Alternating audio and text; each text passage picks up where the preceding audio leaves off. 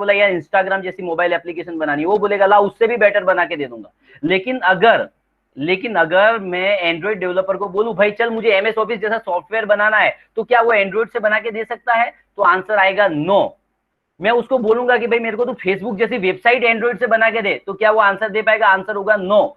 मैं उसको बोलूंगा यूट्यूब जैसी वेबसाइट बना के दे, तो उसका आंसर होगा नो।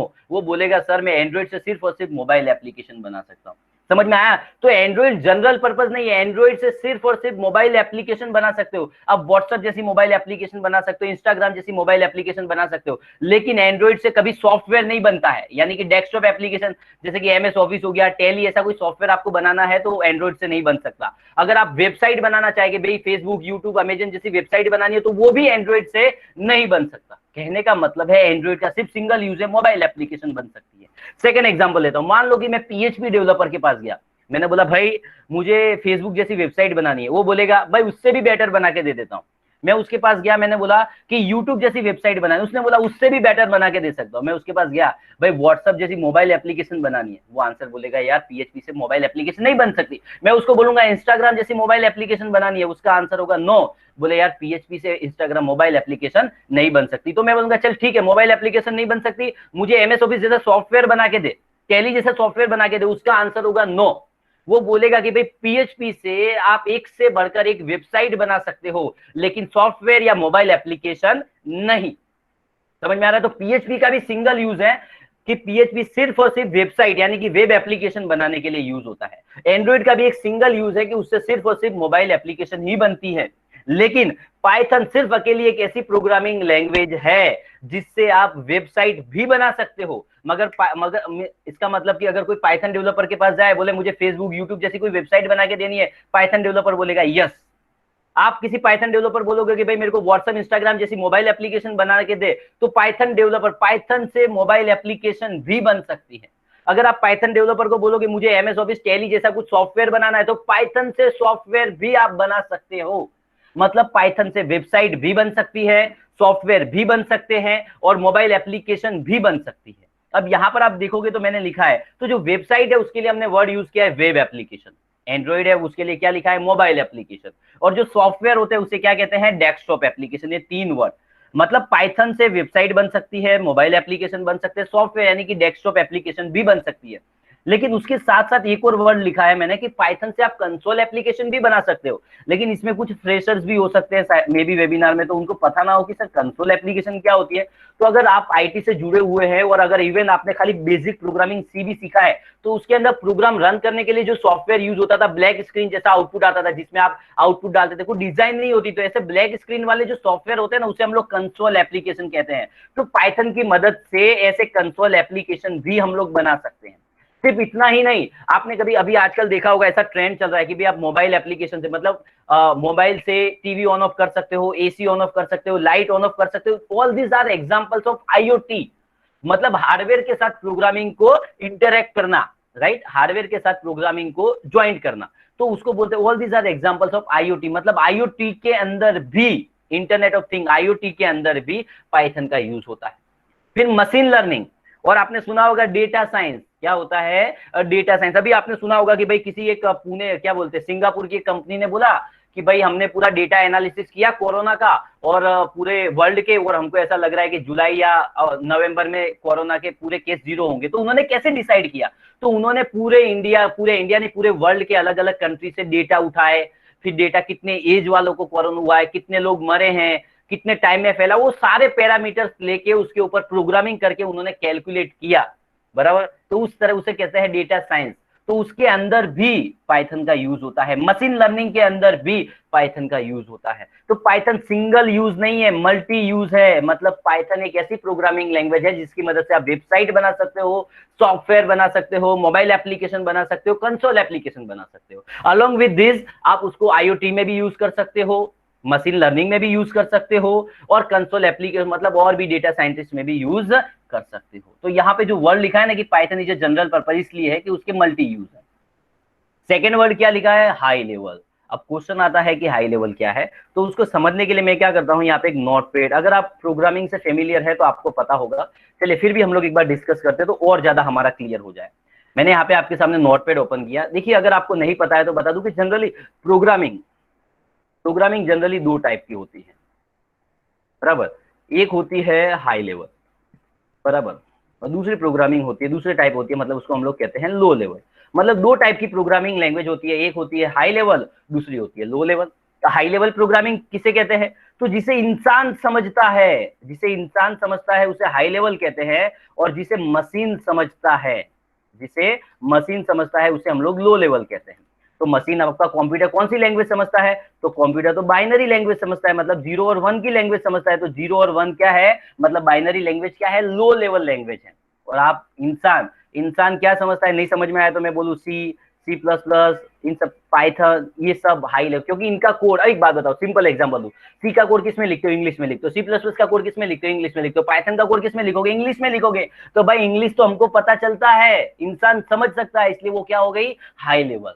ऐसा समझाने के लिए मैं बोल रहा हूँ। बाकी जिस जिस प्रोग्रामिंग लैंग्वेज को, जिस लैंग्वेज को इंसान समझते हैं उसे हाई लेवल, और जिस लैंग्वेज को इंसान मशीन समझती है उसे लो लेवल। फॉर एग्जांपल, मान लीजिए कि मेरा नाम अल्केश है, मैं इंग्लिश में लिखूंगा तो इंसान समझ जाएगा, तो ये हाई लेवल। फॉर एग्जांपल, अब मैं किसी ने मेरा नाम बाइनरी में लिखा, बोले पढ़ भाई, तो क्या मैं समझ सकता हूं? नहीं, क्योंकि ये मैं बाइनरी मुझे समझ नहीं आती। लेकिन मशीन को बोलोगे, मशीन तुरंत बोल देगी कि भाई अल्केश लिखा है, तो मशीन इसे समझ सकती है। तो मशीन जिसे समझ सकती है उसे लो लेवल प्रोग्रामिंग कहते हैं, इंसान जिसे समझ सकते हैं उसे हाई लेवल प्रोग्रामिंग कहते हैं। तो पाइथन का कोड इंग्लिश में लिखा जाता है और पाइथन इंसान समझ सकते हैं, इसलिए पाइथन क्या हुई? High level. तो जनरल पर्पज हाई लेवल। लेकिन उसके बाद वर्ड लिखा, यहां सबसे बड़ा कंफ्यूजन है कि भाई पाइथन एक प्रोग्रामिंग लैंग्वेज है। जब यूट्यूब पर आप जाओगे, राइट, और गूगल पे, यूट्यूब पे जाओगे या गूगल पे सर्च करोगे तो बहुत सारे डिबेट मिलेंगे। कुछ लोग बोलेंगे कि पाइथन स्क्रिप्टिंग लैंग्वेज है, कुछ लोग बोलेंगे कि पाइथन प्रोग्रामिंग लैंग्वेज है, कुछ लोग ऐसा बोलेंगे कि पाइथन प्रोग्रामिंग और स्क्रिप्टिंग लैंग्वेज दोनों है। तो अब हमारे लिए तो ट्विस्ट हो गया कि साला पाइथन प्रोग्रामिंग लैंग्वेज है या स्क्रिप्टिंग लैंग्वेज है या दोनों है। तो उसके लिए तो हमको ये पता होना चाहिए कि भाई प्रोग्रामिंग लैंग्वेज किसे कहते हैं और स्क्रिप्टिंग लैंग्वेज किसे कहते हैं। तो चलिए हम लोग एग्जाम्पल के थ्रू समझते हैं कि भाई प्रोग्रामिंग लैंग्वेज किसे कहते हैं और स्क्रिप्टिंग लैंग्वेज किसे कहते हैं। तो एक एग्जाम्पल लेता हूं, मैं लेता हूं एग्जाम्पल, मान लीजिए सी प्रोग्रामिंग का। क्यों सी प्रोग्रामिंग? क्योंकि भाई अब कोई भी हो आप में से, सब लोगों ने सी तो पढ़ा ही होगा, फर्स्ट सेमेस्टर में आता है, चाहे बीई वाला हो, एमसीए वाला हो, चाहे बीसीए वाला हो। डन। क्या होता है? सी प्रोग्रामिंग तो फर्स्ट सेमेस्टर में आता है, सबने पढ़ा होता है। मान लीजिए मैं प्रोग्रामिंग सी के अंदर गया और मैंने 10 लाइन का कोड लिख दिया। कितनी लाइन का कोड लिख दिया? 10 लाइन का। समझिए ये, अब मैंने 10 लाइन का कोड किसमें लिखा? इंग्लिश में। मतलब मेरा कोड कौन सा हो गया? High level. मैंने जो भी कोड लिखा, मतलब यूजर जो भी कोड लिखेगा वो कैसा होगा? हाई लेवल कोड है। अब मैं इस कोड को रन करना चाहता हूँ। क्या करना चाहता हूँ? मैं चाहता हूँ कि भाई आउटपुट चाहिए मुझे, तो आउटपुट के लिए रन करना पड़ेगा। समझिए, प्रोग्रामिंग सी के अंदर मैं गया और मैंने 10 लाइन का कोड लिख दिया है। 10 लाइन का कोड हाई लेवल में है, बराबर, क्योंकि इंग्लिश में अब मुझे इसको रन करना है। अब प्रॉब्लम है कि रन हम नहीं कर सकते, रन करने का काम किसका है? कंप्यूटर का। किसका है? कंप्यूटर का। अब प्रॉब्लम यही आ गई कि कंप्यूटर को हाई लेवल लैंग्वेज समझ नहीं आती है, तो वो रन कैसे करेगा? समझ में आ रहा है? ये तो प्रॉब्लम कैसी हो गई कि मान लो कि हमारे प्राइम मिनिस्टर कौन है? कि भाई नरेंद्र मोदी, मोदी साहब। हमारे प्राइम मिनिस्टर कौन है? मोदी साहब। ये मान लो कि एक बार चाइना चले गए, चीन में, चाइना में चले गए, हमारे सब जो रिलेशन सब सुधर गए और चाइना में गए और वहां भाषण दे रहे थे। इनको भाषण देना था, पब्लिक बहुत सारी खड़ी हो गई, पब्लिक सारी चाइनीज थी, चाचा चाचा कर रही है। हमारे मोदी साहब, अब तकलीफ क्या हो गई? हमारे मोदी साहब को हिंदी आती है और पब्लिक को चाइनीज आती है। अब करेंगे क्या? भाषण कैसे देंगे? तो मोदी साहब ने इसका सॉल्यूशन क्या लाया? सिंपल था, एक ट्रांसलेटर ला दिया। एक ट्रांसलेटर को ले लिया कि भाई एक ऐसा बंदा लाया जिसको हिंदी और चाइनीज दोनों आती है। तो जैसे ही मोदी साहब हिंदी में बोलेंगे वो कन्वर्ट करके चाइनीज में बोल देगा, पब्लिक को पता चल जाएगी। जैसे ही पब्लिक चाइनीज में कुछ बोलेगी, ये बंदा ट्रांसलेटर उसको हिंदी में कन्वर्ट करके मोदी साहब को बोल देगा, मोदी साहब को पता चल जाएगा। तो इस तरह से सिंपल सॉल्यूशन लाया। तो उसी तरह से प्रोग्रामिंग यानी आईटी फील्ड के अंदर, आईटी फील्ड के अंदर भी दो तरह के ट्रांसलेटर यूज होते हैं। एक ट्रांसलेटर का नाम है कंपाइलर। क्या नाम है एक का? कंपाइलर। ये ट्रांसलेटर, भाई ऐसा नहीं होता कि हिंदी और चाइनीज एक ही बंदे को आती है, बहुत सारे हो सकते हैं, समझे। तो उसी तरह से दो ट्रांसलेटर प्रोग्रामिंग आईटी फील्ड के अंदर, दो ट्रांसलेटर अवेलेबल है। एक का नाम है कंपाइलर और दूसरे का नाम है इंटरप्रेटर। समझिए कंपाइलर का काम क्या है? तो कंपाइलर का काम सिंपल है कि उसको हाई लेवल का कोड देते हैं तो उसको लो लेवल के कोड में, यानी कि इंग्लिश को बाइनरी में कन्वर्ट करके दे देता है। तो जो सी और सी प्लस प्लस में क्या किया है? तो सी और सी प्लस प्लस में कंपाइलर का यूज हुआ है। किसका यूज हुआ है? कंपाइलर का। समझिएगा, तो सी सी प्लस प्लस में क्या करते हैं कि मैंने 10 लाइन का कोड लिखा, बराबर, हाई लेवल का कोड था, मैंने वो कोड किसको दिया?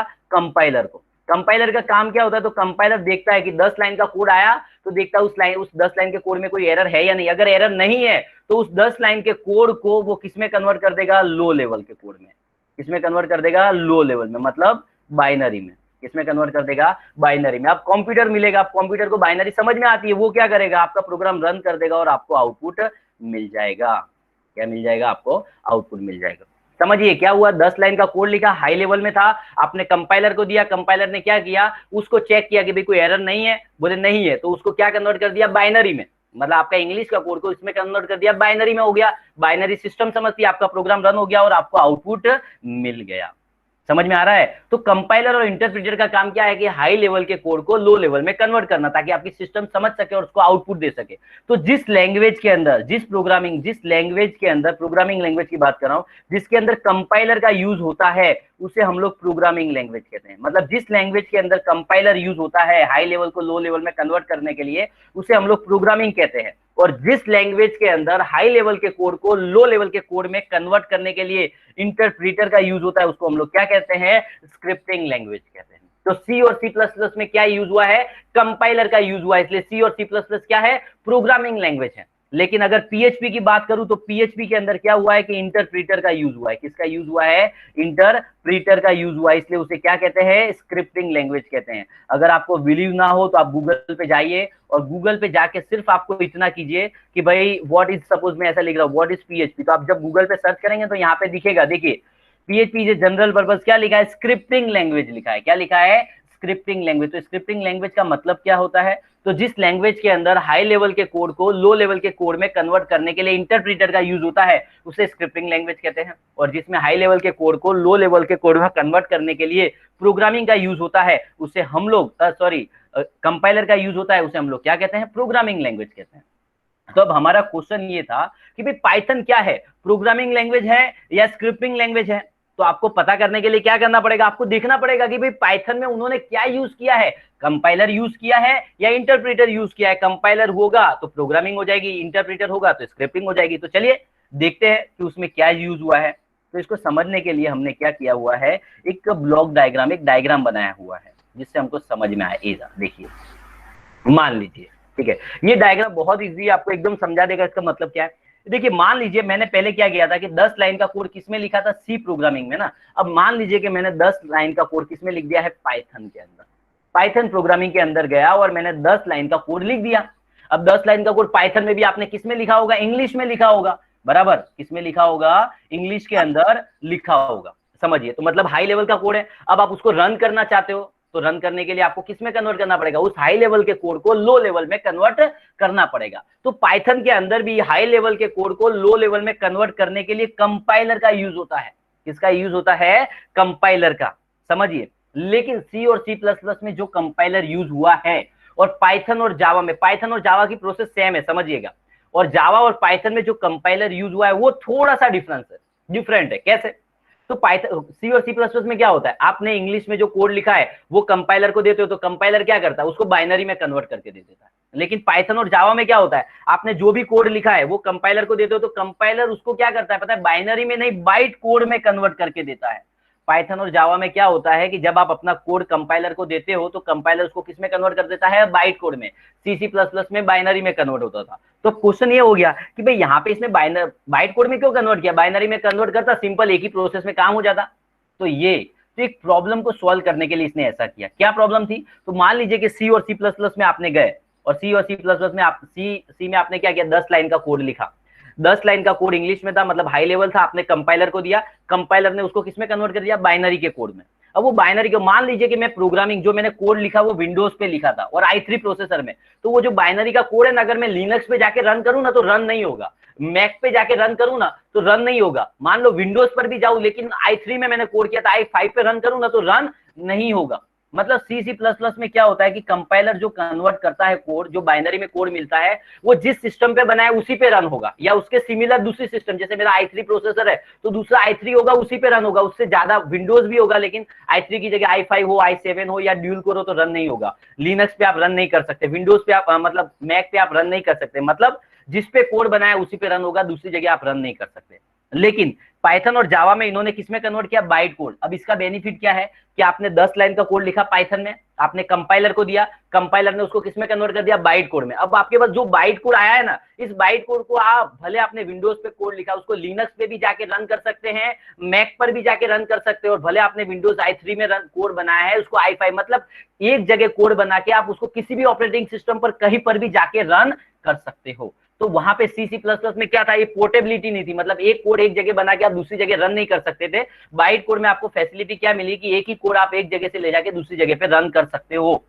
लेकिन एक प्रॉब्लम और आ गई, एडवांटेज तो मिला लेकिन इसके साथ साथ एक प्रॉब्लम और आ गई। वो प्रॉब्लम क्या थी कि अब बाइट कोड तो हो गया, लेकिन अब बाइट कोड को अपनी सिस्टम समझती नहीं है, अपना कंप्यूटर बाइट कोड को भी रन नहीं कर सकता, अपना कंप्यूटर सिर्फ और सिर्फ बाइनरी को ही रन कर सकता है। तो इन लोगों ने, पाइथन और जावा वालों ने क्या किया कि आपके जो बाइट कोड है ना, उसको रन करने के लिए खुद की एक वर्चुअल मशीन बना दी, जिसे पाइथन के अंदर, जिसे हम लोग पीवीएम कहते हैं। क्या कहते हैं, पीवीएम, यानी कि पाइथन वर्चुअल मशीन। और जावा में इसे जेवीएम कहा जाता है, जावा वर्चुअल मशीन। तो ये क्या होता है, तो ये वन काइंड ऑफ एक इंटरप्रीटर है। क्या है, इंटरप्रीटर है। जैसे जावा में जेवीएम तो वो भी इंटरप्रीटर है, पाइथन में पीवीएम तो ये भी एक इंटरप्रीटर। इसका काम क्या है, तो ये आपके बाइट कोड को रन करता है और आपको आउटपुट मिलता है। क्या मिलता है, आपके बाइट कोड को रन करता है और आपको आउटपुट मिलता है। तो क्वेश्चन क्या हुआ, समझिए, पाइथन में आपने 10 लाइन का कोड लिखा, आपने कंपाइलर को दिया, कंपाइलर ने उसको किसमें कन्वर्ट कर दिया, बाइट कोड में कन्वर्ट कर दिया। अब बाइट कोड आपकी सिस्टम रन नहीं कर सकती थी, इसलिए हमने क्या यूज किया, पीवीएम, मतलब पाइथन वर्चुअल मशीन। ये क्या है, एक इंटरप्रीटर। तो उसने क्या किया, आपके बाइट कोड को रन किया और आपको क्या मिल गया, आउटपुट मिल गया। तो आप इसकी पूरी प्रोसेस में देखेंगे तो इसमें क्या हो रहा है कि इसमें कंपाइलर और इंटरप्रीटर दोनों का यूज हुआ है, किसी एक का यूज नहीं हुआ। जावा में भी कंपाइलर और इंटरप्रीटर दोनों का यूज हुआ है। इसलिए पाइथन ना ही प्रोग्रामिंग लैंग्वेज है, ना ही स्क्रिप्टिंग लैंग्वेज है, दोनों है। पाइथन एक general purpose, high level programming and scripting language है। समझ में आया, क्योंकि इसके अंदर कंपाइलर और इंटरप्रीटर दोनों का यूज हुआ है। मिला आंसर। पाइथन क्या है, जनरल पर्पस। क्यों, क्योंकि इससे आप वेबसाइट, मोबाइल सब कुछ बना सकते हैं। हाई लेवल क्योंकि इंसान समझ सकता है, and programming and scripting language है। क्यों, क्योंकि इसके अंदर कंपाइलर और इंटरप्रीटर दोनों का यूज हुआ है। डन, आई होप यहाँ तक समझ में आया हो। चलिए अब आगे चलते हैं, थोड़ा सा हम लोग आगे चलते हैं। कुछ लिखा हुआ है, हम लोग और भी देखेंगे कि क्या है। आई होप कि यहाँ तक आपको समझ में आया। चलिए अब कुछ फीचर्स है। अब मान लीजिए कि मार्केट में अब क्वेश्चन होगा एक आपके सामने। चलो हमने समझा कि पाइथन एक general purpose high level programming and scripting language है, जिससे आप वेबसाइट, मोबाइल एप्लीकेशन सब कुछ बना सकते हैं। अब रीजन है कि भी मार्केट में इतना चलता क्यों है पाइथन, रीजन क्या है इसका। तो रीजन देखो, सबसे बड़ी चीज तो पहला ही मैंने आंसर आपको दे दिया कि पीएचपी से सिर्फ वेबसाइट बनेगी, एंड्रॉइड से सिर्फ मोबाइल एप्लीकेशन बनेगा। पाइथन एक ऐसी प्रोग्रामिंग लैंग्वेज जो हर जगह यूज होता है, वेबसाइट में, मोबाइल में, सॉफ्टवेयर में, मशीन। तो ऑब्वियसली तो पहला सबसे बड़ा बेनिफिट तो ये है कि भाई बहुत सारी जगह यूज होता है, इसलिए मार्केट में चलता है। दूसरी चीज कैसा है पता है, पाइथन एकदम इजी प्रोग्रामिंग लैंग्वेज है, मतलब उसकी कोडिंग इतनी इजी है कि कोई 8वीं पास बंदा है वो भी उसको सीख सकता है। दूसरा फीचर, बोले क्यों, तो अभी मैं आपको कोडिंग करूंगा ना, जब हम लोग प्रैक्टिकल स्टार्ट करेंगे तब मैं बताऊंगा कि मैंने उसको easy to learn and use कैसे बोला। फिर प्लेटफॉर्म डिपेंडेंट। प्लेटफॉर्म डिपेंडेंट का मतलब क्या है कि मतलब अब जैसे डॉटनेट की बात करूं तो डॉटनेट सिर्फ विंडोज पर ही कोडिंग हो सकती है, लिनक्स और मैक पे नहीं होती। लेकिन पाइथन कैसी है कि भाई पाइथन का कोड आप विंडोज पर भी कर सकते हो, लिनक्स पर भी कर सकते हो और मैक पर भी, किसी भी ऑपरेटिंग सिस्टम पर आप पाइथन का कोड कर सकते हो। समझ में आया। दूसरी चीज, फ्री एंड ओपन सोर्स है, मतलब पाइथन के लिए कोई सॉफ्टवेयर आपको परचेज नहीं करना पड़ता, कोई लाइब्रेरी आपको परचेज नहीं करनी पड़ती। आप सोर्स कोड फ्रीली अवेलेबल होता है, कहीं पर भी कोई भी उसको यूज कर सकता है। समझिए, पाइथन किसी भी ऑपरेटिंग सिस्टम पर रन हो सकती है, विंडोज, लिनक्स, मैक। उसके लिए कोई भी सॉफ्टवेयर लाइब्रेरी आपको परचेज करना नहीं पड़ता, सब कुछ फ्रीली अवेलेबल है, किसी को भी दे सकते हैं, किसी से भी ले सकते हैं, उसमें कुछ भी आप कर सकते हैं। समझे, सीखने में एकदम इजी है। मैंने कहा ना भाई, 8वीं पास बंदा भी पाइथन को सीख सकता है। और कैसा है, पोर्टेबल है। मैंने सिंपल सा बताया कि विंडोज पे आप कोड करके उसको लिनक्स पे ले जाके रन कर सकते हो, मैक पे ले जाके रन कर सकते हो, कहीं पर भी रन कर सकते हो। एक्सटेंसिबल है। अब एक्सटेंसिबल मतलब, अब देखिए कुछ फीचर्स मैंने यहाँ पे 3-4 फीचर्स लिखे, automatic memory manager, dynamic type. ये फीचर्स कैसे, टेक्निकल फीचर्स है, मतलब हम लोग जब प्रैक्टिकल करेंगे तभी आपको इन फीचर्स के बारे में समझ में आएगा, उसके बिना समझ में आएगा नहीं। तो जब मैं प्रैक्टिकल आपको समझा दूंगा तब मैं वापिस आऊंगा कि ये डायनामिकली टाइप्ड क्या है, ये लार्ज लाइब्रेरी क्या है। लार्ज लाइब्रेरी तो मैं आपको एक और चीज भी बता देता हूं। तो मैंने आपको, देखो कैसा है, पाइथन एक अकेली ऐसी प्रोग्रामिंग लैंग्वेज है जो हर एक फील्ड के लिए आपको लाइब्रेरी प्रोवाइड करती है। मतलब अगर आप एक सॉफ्टवेयर टेस्टर हो, पाइथन से सॉफ्टवेयर टेस्टिंग कर रहे हो, तो आपको टेस्टिंग करने के लिए भी वो पाइथन की लाइब्रेरी प्रोवाइड करेगी। आप मान लो कि वेब डेवलपर हो, आप मतलब वेबसाइट ऐसा सॉफ्टवेयर कुछ बनाते हो, तो आपके लिए भी वो लाइब्रेरी प्रोवाइड करेगी। आप मशीन लर्निंग का मतलब कुछ जैसे नहीं होते, आप क्या बोलते हैं, मेडिकल इक्विपमेंट आप होते हैं, जैसे एमआरआई मशीन हो गया, एक्सरे मशीन हो गया, ऐसे कुछ डिवाइसेस डेवलप कर रहे हो, तो उसके लिए भी आपको लाइब्रेरी प्रोवाइड करती है। आप नेटवर्क एडमिनिस्ट्रेटर, तो आपने देखा होगा कोई हार्डवेयर नेटवर्किंग वाले बंदे होते हैं, सर्वर देखते हैं, नेटवर्क देखते हैं, तो उसके लिए भी पाइथन में लाइब्रेरी मिलती। समझ में आया? मतलब कोई भी किसी भी कोई कंसोल एप्लीकेशन बनाता है तो उसके लिए भी लाइब्रेरी, मतलब पाइथन एक अकेली ऐसी प्रोग्रामिंग लैंग्वेज है जावा से भी बेटर, कि जो हर एक फील्ड के लिए आपको लाइब्रेरी प्रोवाइड करती है। यही इसका सबसे बड़ा फीचर्स है। तो मैंने बोला कि भाई पाइथन मार्केट में चलने का रीजन क्या है, एक तो जनरल पर्पज है, मतलब उससे वेबसाइट, सॉफ्टवेयर, मोबाइल एप्लीकेशन सब कुछ बन सकता है, और हर एक फील्ड के लिए वो फ्रीली लाइब्रेरी प्रोवाइड करती है। आप चाहे मोबाइल एप्लीकेशन डेवलपर हो, सॉफ्टवेयर डेवलपर हो, वेब डेवलपर हो, सॉफ्टवेयर टेस्टर हो, नेटवर्क एंड डेटाबेस एडमिनिस्ट्रेटर हो, चाहे कुछ भी, कोई भी चीज में आप काम कर रहे हो, वो हर एक फील्ड के लिए आपको लाइब्रेरी प्रोवाइड करती है। फिर फ्री है, किसी भी ऑपरेटिंग सिस्टम पर चल सकती है। तो ये उसके रीजन है जिसकी वजह से ये मार्केट में सबसे ज्यादा चलती है। आईओटी के लिए भी, डेटा साइंस के लिए, सबके लिए लाइब्रेरी आपको प्रोवाइड करती है। समझ में आया? तो पाइथन हमने सीखा क्या है, क्यों मार्केट में चलता है। अब क्वेश्चन ये आएगा कि भाई किसी भी बंदे ने, मान लो किसने बनाया पाइथन को, और जिसने भी बनाया उसने इस प्रोग्रामिंग लैंग्वेज का नाम ऐसा अजीबोगरीब सांप का नाम क्यों लिखा। अगर आप गूगल पे जाए, और मैं अगर यहाँ पे गूगल पे आया और गूगल पे जाके मैं सिर्फ सर्च करूँ पाइथन, क्या सर्च करूँ, सिर्फ पाइथन ऐसा लिख दूं, और इसको मैं यहाँ पे चले जाऊं इमेजेस में, तो आप देखेंगे ना इमेजेस में, तो क्या होगा, आपको पाइथन की जगह आप लोग गुजराती में कहवाए तो अजगर। अजगर को हम लोग क्या कहते हैं, पाइथन, एक सांप की एक जनरेट है, मतलब एक सांप ही है एक तरह का। समझे? तो किसी ने इसका नाम ऐसा क्यों रखा होगा, क्या रीजन हो सकता है भाई, प्रोग्रामिंग लैंग्वेज का नाम सांप का नाम दे दिया। कोई अच्छा दे देता, C++, कैसे दिए, जावा, ऐसे सब दिया, ऐसा कुछ नाम दे देता। तो सबसे पहली बात है कि किसने बनाया, तो मैं आपको उस बंदे का फोटो ही दिखा देता हूँ, झंझट ही जावे। तो ये देखो, ये चश्मे वाले जो भाई साहब दिख रहे हैं आपको शर्ट में, इनका नाम है गीडो वैन रोशम। ये बंदे नेदरलैंड के हैं, मतलब ये नेदरलैंड से हैं, इनका जन्म वहीं पे हुआ है नेदरलैंड में, और इन्होंने ही इस प्रोग्रामिंग लैंग्वेज को बनाया है। अब क्वेश्चन आया कि भाई इन्होंने प्रोग्रामिंग लैंग्वेज बनाई क्यों। तो एक्चुअली क्या हुआ कि जैसे हम लोग क्या होते हैं कि हम लोग MSc IT MCA या BE पढ़ते हैं, इंजीनियरिंग करते हैं, उसके बाद हम लोग जॉब लगते हैं, तो अलग अलग लोग, कोई डेवलपर में जॉब करता है, कोई टेस्टर में जॉब करता है। तो उसी तरह से ये जो गीडो वैन रोसम थे, इन्होंने जब अपनी IT फील्ड की डिग्री फिनिश की, तो ये रिसर्च वर्क में लगे। रिसर्च वर्क मतलब जहां प्रोग्रामिंग लैंग्वेज बनती थी ना, वहां पे ये लोग लगे। तो ये इनका रोल, सबसे पहले एक प्रोग्रामिंग लैंग्वेज थी, पाइथन से पहले एक ABC नाम की प्रोग्रामिंग लैंग्वेज थी, उसके डेवलपमेंट में इसका इनका काम था। मतलब ये ABC प्रोग्रामिंग लैंग्वेज एक कंपनी बना रही थी, उसकी टीम के अंदर ये थे। तो वो जब ABC प्रोग्रामिंग लैंग्वेज बना रहे थे, तो बनाने के बाद जब ABC प्रोग्रामिंग लैंग्वेज कंप्लीट हुई नेदरलैंड में, तो उनको पता चला उसमें कुछ डिसएडवांटेज थे। जैसे उसमें कोई एरर आती थी तो टैकल नहीं होता था, कुछ परफॉर्मेंस के इश्यू थे, या कुछ और भी बहुत सारे इश्यूज थे। तो इन्होंने क्या किया, वो रियलाइज किया कि यार ये इश्यू की वजह से मार्केट में नहीं चलेगी। लेकिन इन्होंने कुछ साल प्रोग्रामिंग लैंग्वेज बनाने के अंदर दिया था, तो इनको पता चल गया था कि प्रोग्रामिंग लैंग्वेज कैसे बनती है। तो उस प्रॉब्लम को सॉल्व करने के लिए इन्होंने क्या किया, एक नई प्रोग्रामिंग लैंग्वेज डेवलप कर, क्या करी, नई प्रोग्रामिंग लैंग्वेज। तो जो फीचर्स ABC में नहीं थे, वो सारे ABC के सारे अच्छे फीचर्स उठा लिए, C++ के थोड़े अच्छे फीचर्स उठा लिए, और अपने खुद जो कमियां थी ABC की, वो इसने दूर की और नए फीचर्स डाल दिए, और एक प्रोग्रामिंग लैंग्वेज बन के खड़ी हो गई आपके सामने। बराबर। अब प्रॉब्लम ये थी कि ये उनका नाम देना चाहते थे, लेकिन चाहते थे कि उसका नाम कुछ हटके हो, कुछ यूनिक हो, दूसरों की तरह सिमिलर ना हो। तो ये बंदा भी कैसा है, हमारे इंडियन फैमिलीज की तरह होती है। इंडियन फैमिलीज में कैसा होती है सारी फीमेल्स, घर पे बैठ के क्या सीरियल देखती है, क्योंकि सास भी कभी बहू थी, दुनिया भर के सांप नागिन के भी तो सीरियल्स आ गए, ऐसा सीरियल देखता है। तो ये बंदा भी ऐसा ही शौकीन था, इसको एक नाटक बहुत पसंद था। क्या था, एक नाटक बहुत पसंद था। उस समय पर एक शो आता था, जैसे हमारे यहाँ पे आता है ना, आपको पता हो तो, कपिल शर्मा कॉमेडी सर्कस, उसमें कॉमेडी शो, तो उसमें क्या है, कपिल शर्मा कॉमेडी करता है। तो उसी समय पे तो एक कॉमेडी सीरियल आता था जिसका नाम था मोंटी पाइथन फ्लाइंग सर्कस। तो उसमें मोंटी पाइथन करके एक कैरेक्टर था जो ये कॉमेडी करता था, इसको बहुत इंप्रेस था उससे। तो उसी के नाम पर इसने अपनी प्रोग्रामिंग का नाम क्या दे दिया, पाइथन। क्या दे दिया, पाइथन। तो एक जो सीरियल आता था, एक कॉमेडी सर्कस नाटक आता था, उसके ऊपर से इसने क्या नाम दिया, अपनी प्रोग्रामिंग का नाम पाइथन दिया। और इसने ये प्रोग्रामिंग लैंग्वेज तो 1991 में ही बना ली थी, लेकिन 1994 के इसके अंदर इसने अपना फर्स्ट वर्जन लॉन्च किया मार्केट में, मतलब पाइथन 1 तब आया मार्केट में। समझ में आया? तो किसने, कोई पूछे कि किसने बनाया, तो क्या नाम है, गीडो वैन रोसम। कब बनाया, तो फर्स्ट वर्जन कब आया, 1994 में। कहाँ पे बनी थी, तो नेदरलैंड में। नाम कैसे पड़ा, तो इसके बंदे के ये मोंटी पाइथन फ्लाइंग सर्कस के कॉमेडी, इस मोंटी पाइथन के नाम पे इसने रखा था। और अभी कोई पूछे कि भाई पाइथन का लेटेस्ट वर्जन क्या है, तो अभी तक पाइथन 3 वर्जन में आ चुका है, पाइथन 1, पाइथन 2, और अभी जो लेटेस्ट वर्जन है वो पाइथन 3 है। अभी आप देखो, जब मैंने स्लाइड बनाई थी तब क्या था कि भाई पाइथन का लेटेस्ट वर्जन 3.8.2 था, तो इसका मतलब ये नहीं कि लेटेस्ट वर्जन 3.8.2 बोलेंगे, वो तो पाइथन 3 ही बोला जाएगा। जब तक पाइथन 4 नहीं आता, 3 के कोई भी वर्जन आ जाए, 3.8, 3.5, 3.9, सबको पाइथन 3 ही बोला जाता। तो अभी लेटेस्ट वर्जन क्या है, पाइथन 3 है। क्या है, पाइथन 3 है। Done, okay.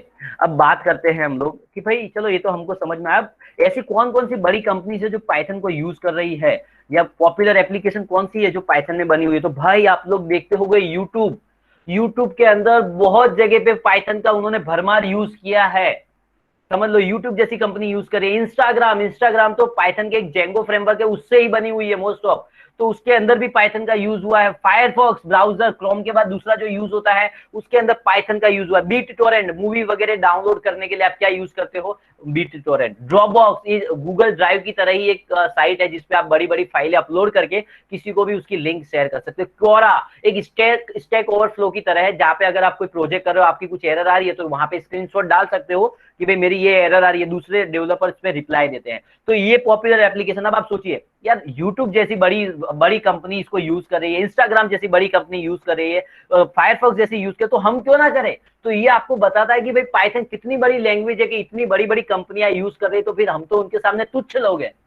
समझ में आया? तो हम क्यों नहीं कर सकते? तो पाइथन का ये एडवांटेज है जिसकी वजह से वो मार्केट में चलती है। समझ में आया? उसके बाद अगर हम लोग देखें तो भाई कि करियर ऑप्शंस पाइथन में क्या है, तो भाई मैं आपको बता दूं कि भाई पाइथन आप सीखो ना, तो उसके बाद आप देखो, एक तो वेब डेवलपर बन सकते हो। ठीक है, क्या बन सकते हो? Web developer. मशीन लर्निंग के अंदर जा सकते हो, मशीन लर्निंग एंड एआई। उसका डेटा साइंटिस्ट बन सकते हो। फिर उसके साथ साथ फिर आप मोबाइल मतलब एक टेस्टर होते हैं, सॉफ्टवेयर टेस्टर विद पाइथन, उसके अंदर भी आप जा सकते हो। डेटाबेस एडमिनिस्ट्रेटर भी आप बन सकते हो, डेटा एनालिसिस भी बन सकते हो। दुनिया भर के स्कोप है। अभी जो लेटेस्ट ट्रेंड, मतलब आने वाले कुछ साल है ना, मैं आपको बोलूं आने वाले 5 साल या आने वाले 20 साल के अंदर इसी का क्रेज रहेगा, इन्हीं फील्ड का रहेगा। क्योंकि आने वाला जो क्रेज है, आने वाला जो जनरेशन है, वो सारा डेटा के ऊपर काम होगा, तो वहां पर पाइथन की बहुत डिमांड रहेगी। तो ये सारे ऑप्शंस हैं। लेकिन ऑप्शंस के साथ साथ कुछ नियम भी है कि चलो अगर हमको इसमें करियर बनाना हो तो हम लोग यहाँ पे आते हैं। देखिए पाइथन के अंदर अगर कोई बंदा मशीन लर्निंग के अंदर जाना चाहता है, तो उसके लिए वे क्या होगा, तो सबसे पहले उसको कोर पाइथन सीखना पड़ेगा। कोर पाइथन सीख के उसके बाद वो मशीन लर्निंग में जा सकता है। कोई बंदा आईओटी में जाना चाहता है, पाइथन विद आईओटी, तो उसको भी कोर पाइथन सीखना पड़ेगा, फिर वो आईओटी में जा सकता है। कोई बंदा मशीन लर्निंग एआई में जाना चाहता है, मैंने सॉरी वापस बोल रहा हूँ, तो उसको कोर पाइथन सीख के जाना पड़ेगा। कोई वेब एप्लीकेशन सीखना चाहता है कि भाई मैं तो फेसबुक, यूट्यूब जैसी वेबसाइट बनाना चाहता हूँ पाइथन से, तो उसको पहले कोर पाइथन सीखना पड़ेगा, फिर उसको क्या सीखना पड़ेगा, जेंगो फ्रेमवर्क।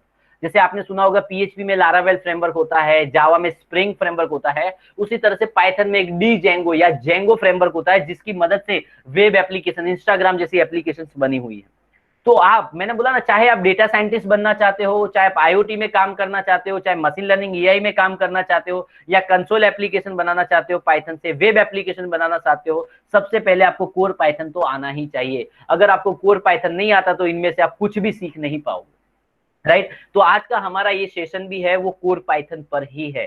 इसलिए हम लोग क्या करने वाले हैं कि कोर पाइथन के अंदर प्रैक्टिकल देखने वाले हैं। क्या देखने वाले हैं? प्रैक्टिकल देखने वाले। तो आपके सामने एक सिंपल सा क्वेश्चन है मेरा, एक सिंपल सा क्वेश्चन, आप मुझे बताइए, किसी भी प्रोग्रामिंग लैंग्वेज में प्रैक्टिकल करना हो तो कितनी चीजों की आपको जरूरत होती है? तो सिंपल आंसर अगर दूं तो सिर्फ 2 चीजों की। एक प्रोग्रामिंग लैंग्वेज, हेलो, यस, ठीक है, किसी भी प्रोग्रामिंग लैंग्वेज में अगर आपको प्रैक्टिकल करना है तो सिर्फ और सिर्फ आपको 2 सॉफ्टवेयर की जरूरत होती है। एक कोड लिखने के लिए सॉफ्टवेयर, दूसरा कोड रन करने के लिए सॉफ्टवेयर। सिंपल सी बात है। किसी भी प्रोग्रामिंग लैंग्वेज में अगर आप प्रैक्टिकल करना चाहते हो तो सिर्फ और सिर्फ 2 सॉफ्टवेयर चाहिए, एक कोड लिखने के लिए, दूसरा कोड रन करने के लिए। तो पाइथन में कोड लिखने के लिए कौन सा सॉफ्टवेयर यूज होता है? तो जिसे हम लोग एडिटर्स भी कहते हैं, टूल्स भी कहते हैं, तो इतने सारे एडिटर है, उसको आप पाइथन का कोड आप नोटपैड प्लस प्लस में लिख सकते हो, सबलाइम टेक्स्ट में लिख सकते हो, विजुअल स्टूडियो कोड में लिख सकते हो, एक्लिप्स में लिख सकते हो, किसी में भी। अगर कुछ ना मिले तो नोटपैड तो इनबिल्ट आता है भाइयों और बहनों, सभी लोग उसके अंदर भी लिख सकते हैं। बराबर, तो ये तो बात हुई। लेकिन अगर कोई बंदा पूछे कि सर जो लोग कंपनी, मतलब राइट, कि जो कंपनी में पाइथन पे काम करता है, राइट, जो भी कंपनी में मतलब वो जो पाइथन का मतलब पाइथन प्रोग्रामिंग लैंग्वेज पे जो काम करती है कंपनी, उसके अंदर प्रोफेशनल कौन सा सॉफ्टवेयर यूज करते हैं। तो प्रोफेशनल लोग ये विजुअल स्टूडियो और ये सब यूज नहीं करते, वहां पर एक फेमस सॉफ्टवेयर है जिसका नाम क्या है, पाइचार्म है। क्या है सॉफ्टवेयर का नाम, पाइचार्म। तो ये सॉफ्टवेयर यूज करते हैं। अब बोले कि सर अगर मुझे पाइचार्म इंस्टॉल करना हो, तो आज के दिन में हम लोग पाइचार्म यूज नहीं करेंगे कोडिंग के लिए, लेकिन मैं लास्ट में देखूंगा होगा तो आपको बता दूंगा। क्योंकि पाइचार्म के लिए क्या होता है कि आपके सिस्टम में मिनिमम 4 GB रैम होनी चाहिए। क्या होनी चाहिए आपके सिस्टम में, मिनिमम 4 GB रैम होनी चाहिए, तभी मिनिमम 4 GB रैम होगी तभी आप पाइचार्म सॉफ्टवेयर को यूज कर पाएंगे। और अच्छे से चलाने के लिए, मतलब उसमें हैंग भी हो सकता है, अच्छे से चलाने के लिए 8 GB रैम होनी चाहिए। तो अगर सपोज अगर वो है तो दैट इज फाइन, अगर नहीं है तो फिर आप नहीं कर सकते। आप सोचे कि सर मुझे पाइचार्म चाहिए, तो मान लीजिए तो आप गूगल पे जाइए, सिर्फ लिखिए पाइचार्म डाउनलोड। जैसे ही आप पाइचार्म डाउनलोड लिखेंगे ना, तो वो आपको एक साइट पर लेकर जाएगा, जेट ब्रेंस। इस जेट ब्रेंस नाम की कंपनी ने क्या बनाया है, पाइचार्म नाम का सॉफ्टवेयर बनाया है। क्या बनाया है, पाइचार्म नाम का सॉफ्टवेयर। तो पाइचार्म देखिए विंडोज में, मैक में, सभी में अवेलेबल है, लेकिन इसके दो वर्जन अवेलेबल, एक प्रोफेशनल और एक कम्युनिटी। प्रोफेशनल पेड होता है, कम्युनिटी फ्री है। तो हम लोग कौन सा यूज करेंगे, कम्युनिटी। हम तो ठहरे गुजराती, આપણે ગુજરાતી લોકો તો કે જે ફ્રી હોય એ જ આપણે બેસ્ટ લાગે, राइट। तो हम लोग कौन सा यूज करने वाले हैं, कम्युनिटी। 99% लोग कम्युनिटी वर्जन ही यूज करते हैं। तो इस पे डाउनलोड करें ऐसे, जैसे आप डाउनलोड करोगे तो ईएक्सी फाइल इसकी डाउनलोड हो जाएगी। क्या हो जाएगी, ईएक्सी फाइल। थोड़ी साइज बड़ी होती है, देखिए कितना 272 MB का आता है। तो ईएक्सी फाइल डाउनलोड हो जाएगी। अभी मैं कैंसिल कर देता हूँ, क्या हो जाएगी, ईएक्सी फाइल डाउनलोड हो जाएगी। इसको नेक्स्ट नेक्स्ट करके इंस्टॉल कर दीजिए, जैसे हम लोग सॉफ्टवेयर इंस्टॉल करते हैं। हो गया डन। तो हम लोग को क्या चाहिए था, एक सॉफ्टवेयर। तो मान लो अभी तो मैं आज आपको जो कोड करके बताऊंगा वो सबलाइन टेक्स्ट है, लेकिन अगर हम लोग आगे कोडिंग करना चाहते हैं तो पाइचार्म भी हो सकेगा। तो एक बार मैं रन करके दिखा दूंगा तो पाइचार्म मिलेगा। दूसरा चीज, ये तो बात हुई कोड करने के लिए सॉफ्टवेयर और रन करने के लिए सॉफ्टवेयर। तो उसका अगर पाइथन का कोड आप रन करना चाहते हो तो उसके लिए सॉफ्टवेयर जो यूज होता है वो कौन सा आता है, तो आपको गूगल पे जाना है और सिर्फ लिखना है पाइथन डाउनलोड। सिर्फ क्या लिखना है, पाइथन डाउनलोड। ऐसा जैसे ही आप पाइथन डाउनलोड लिखोगे ना, तो ये आपको कौन सी साइट पर लेके जाएगा, python.org। वहां पर जाना है, आंख बंद करके। सबसे बड़ा देखो यहाँ पे दिखेगा, अभी देखो पाइथन का लेटेस्ट वर्जन कौन सा आ गया, डाउनलोड पाइथन 3.85। आंख बंद करके क्लिक कर दो, देखो ईएक्सी फाइल डाउनलोड हो जाएगी। दिख रहा है, क्या होगा, 25 MB का है। तो ये रन करने के लिए हो गया। बस इसको डाउनलोड कर लीजिए और नेक्स्ट नेक्स्ट करके इंस्टॉल कर लीजिए। मतलब 2 ईएक्सी डाउनलोड करनी है, एक पाइचार्म, नेक्स्ट नेक्स्ट करके इंस्टॉल किया, हो गया।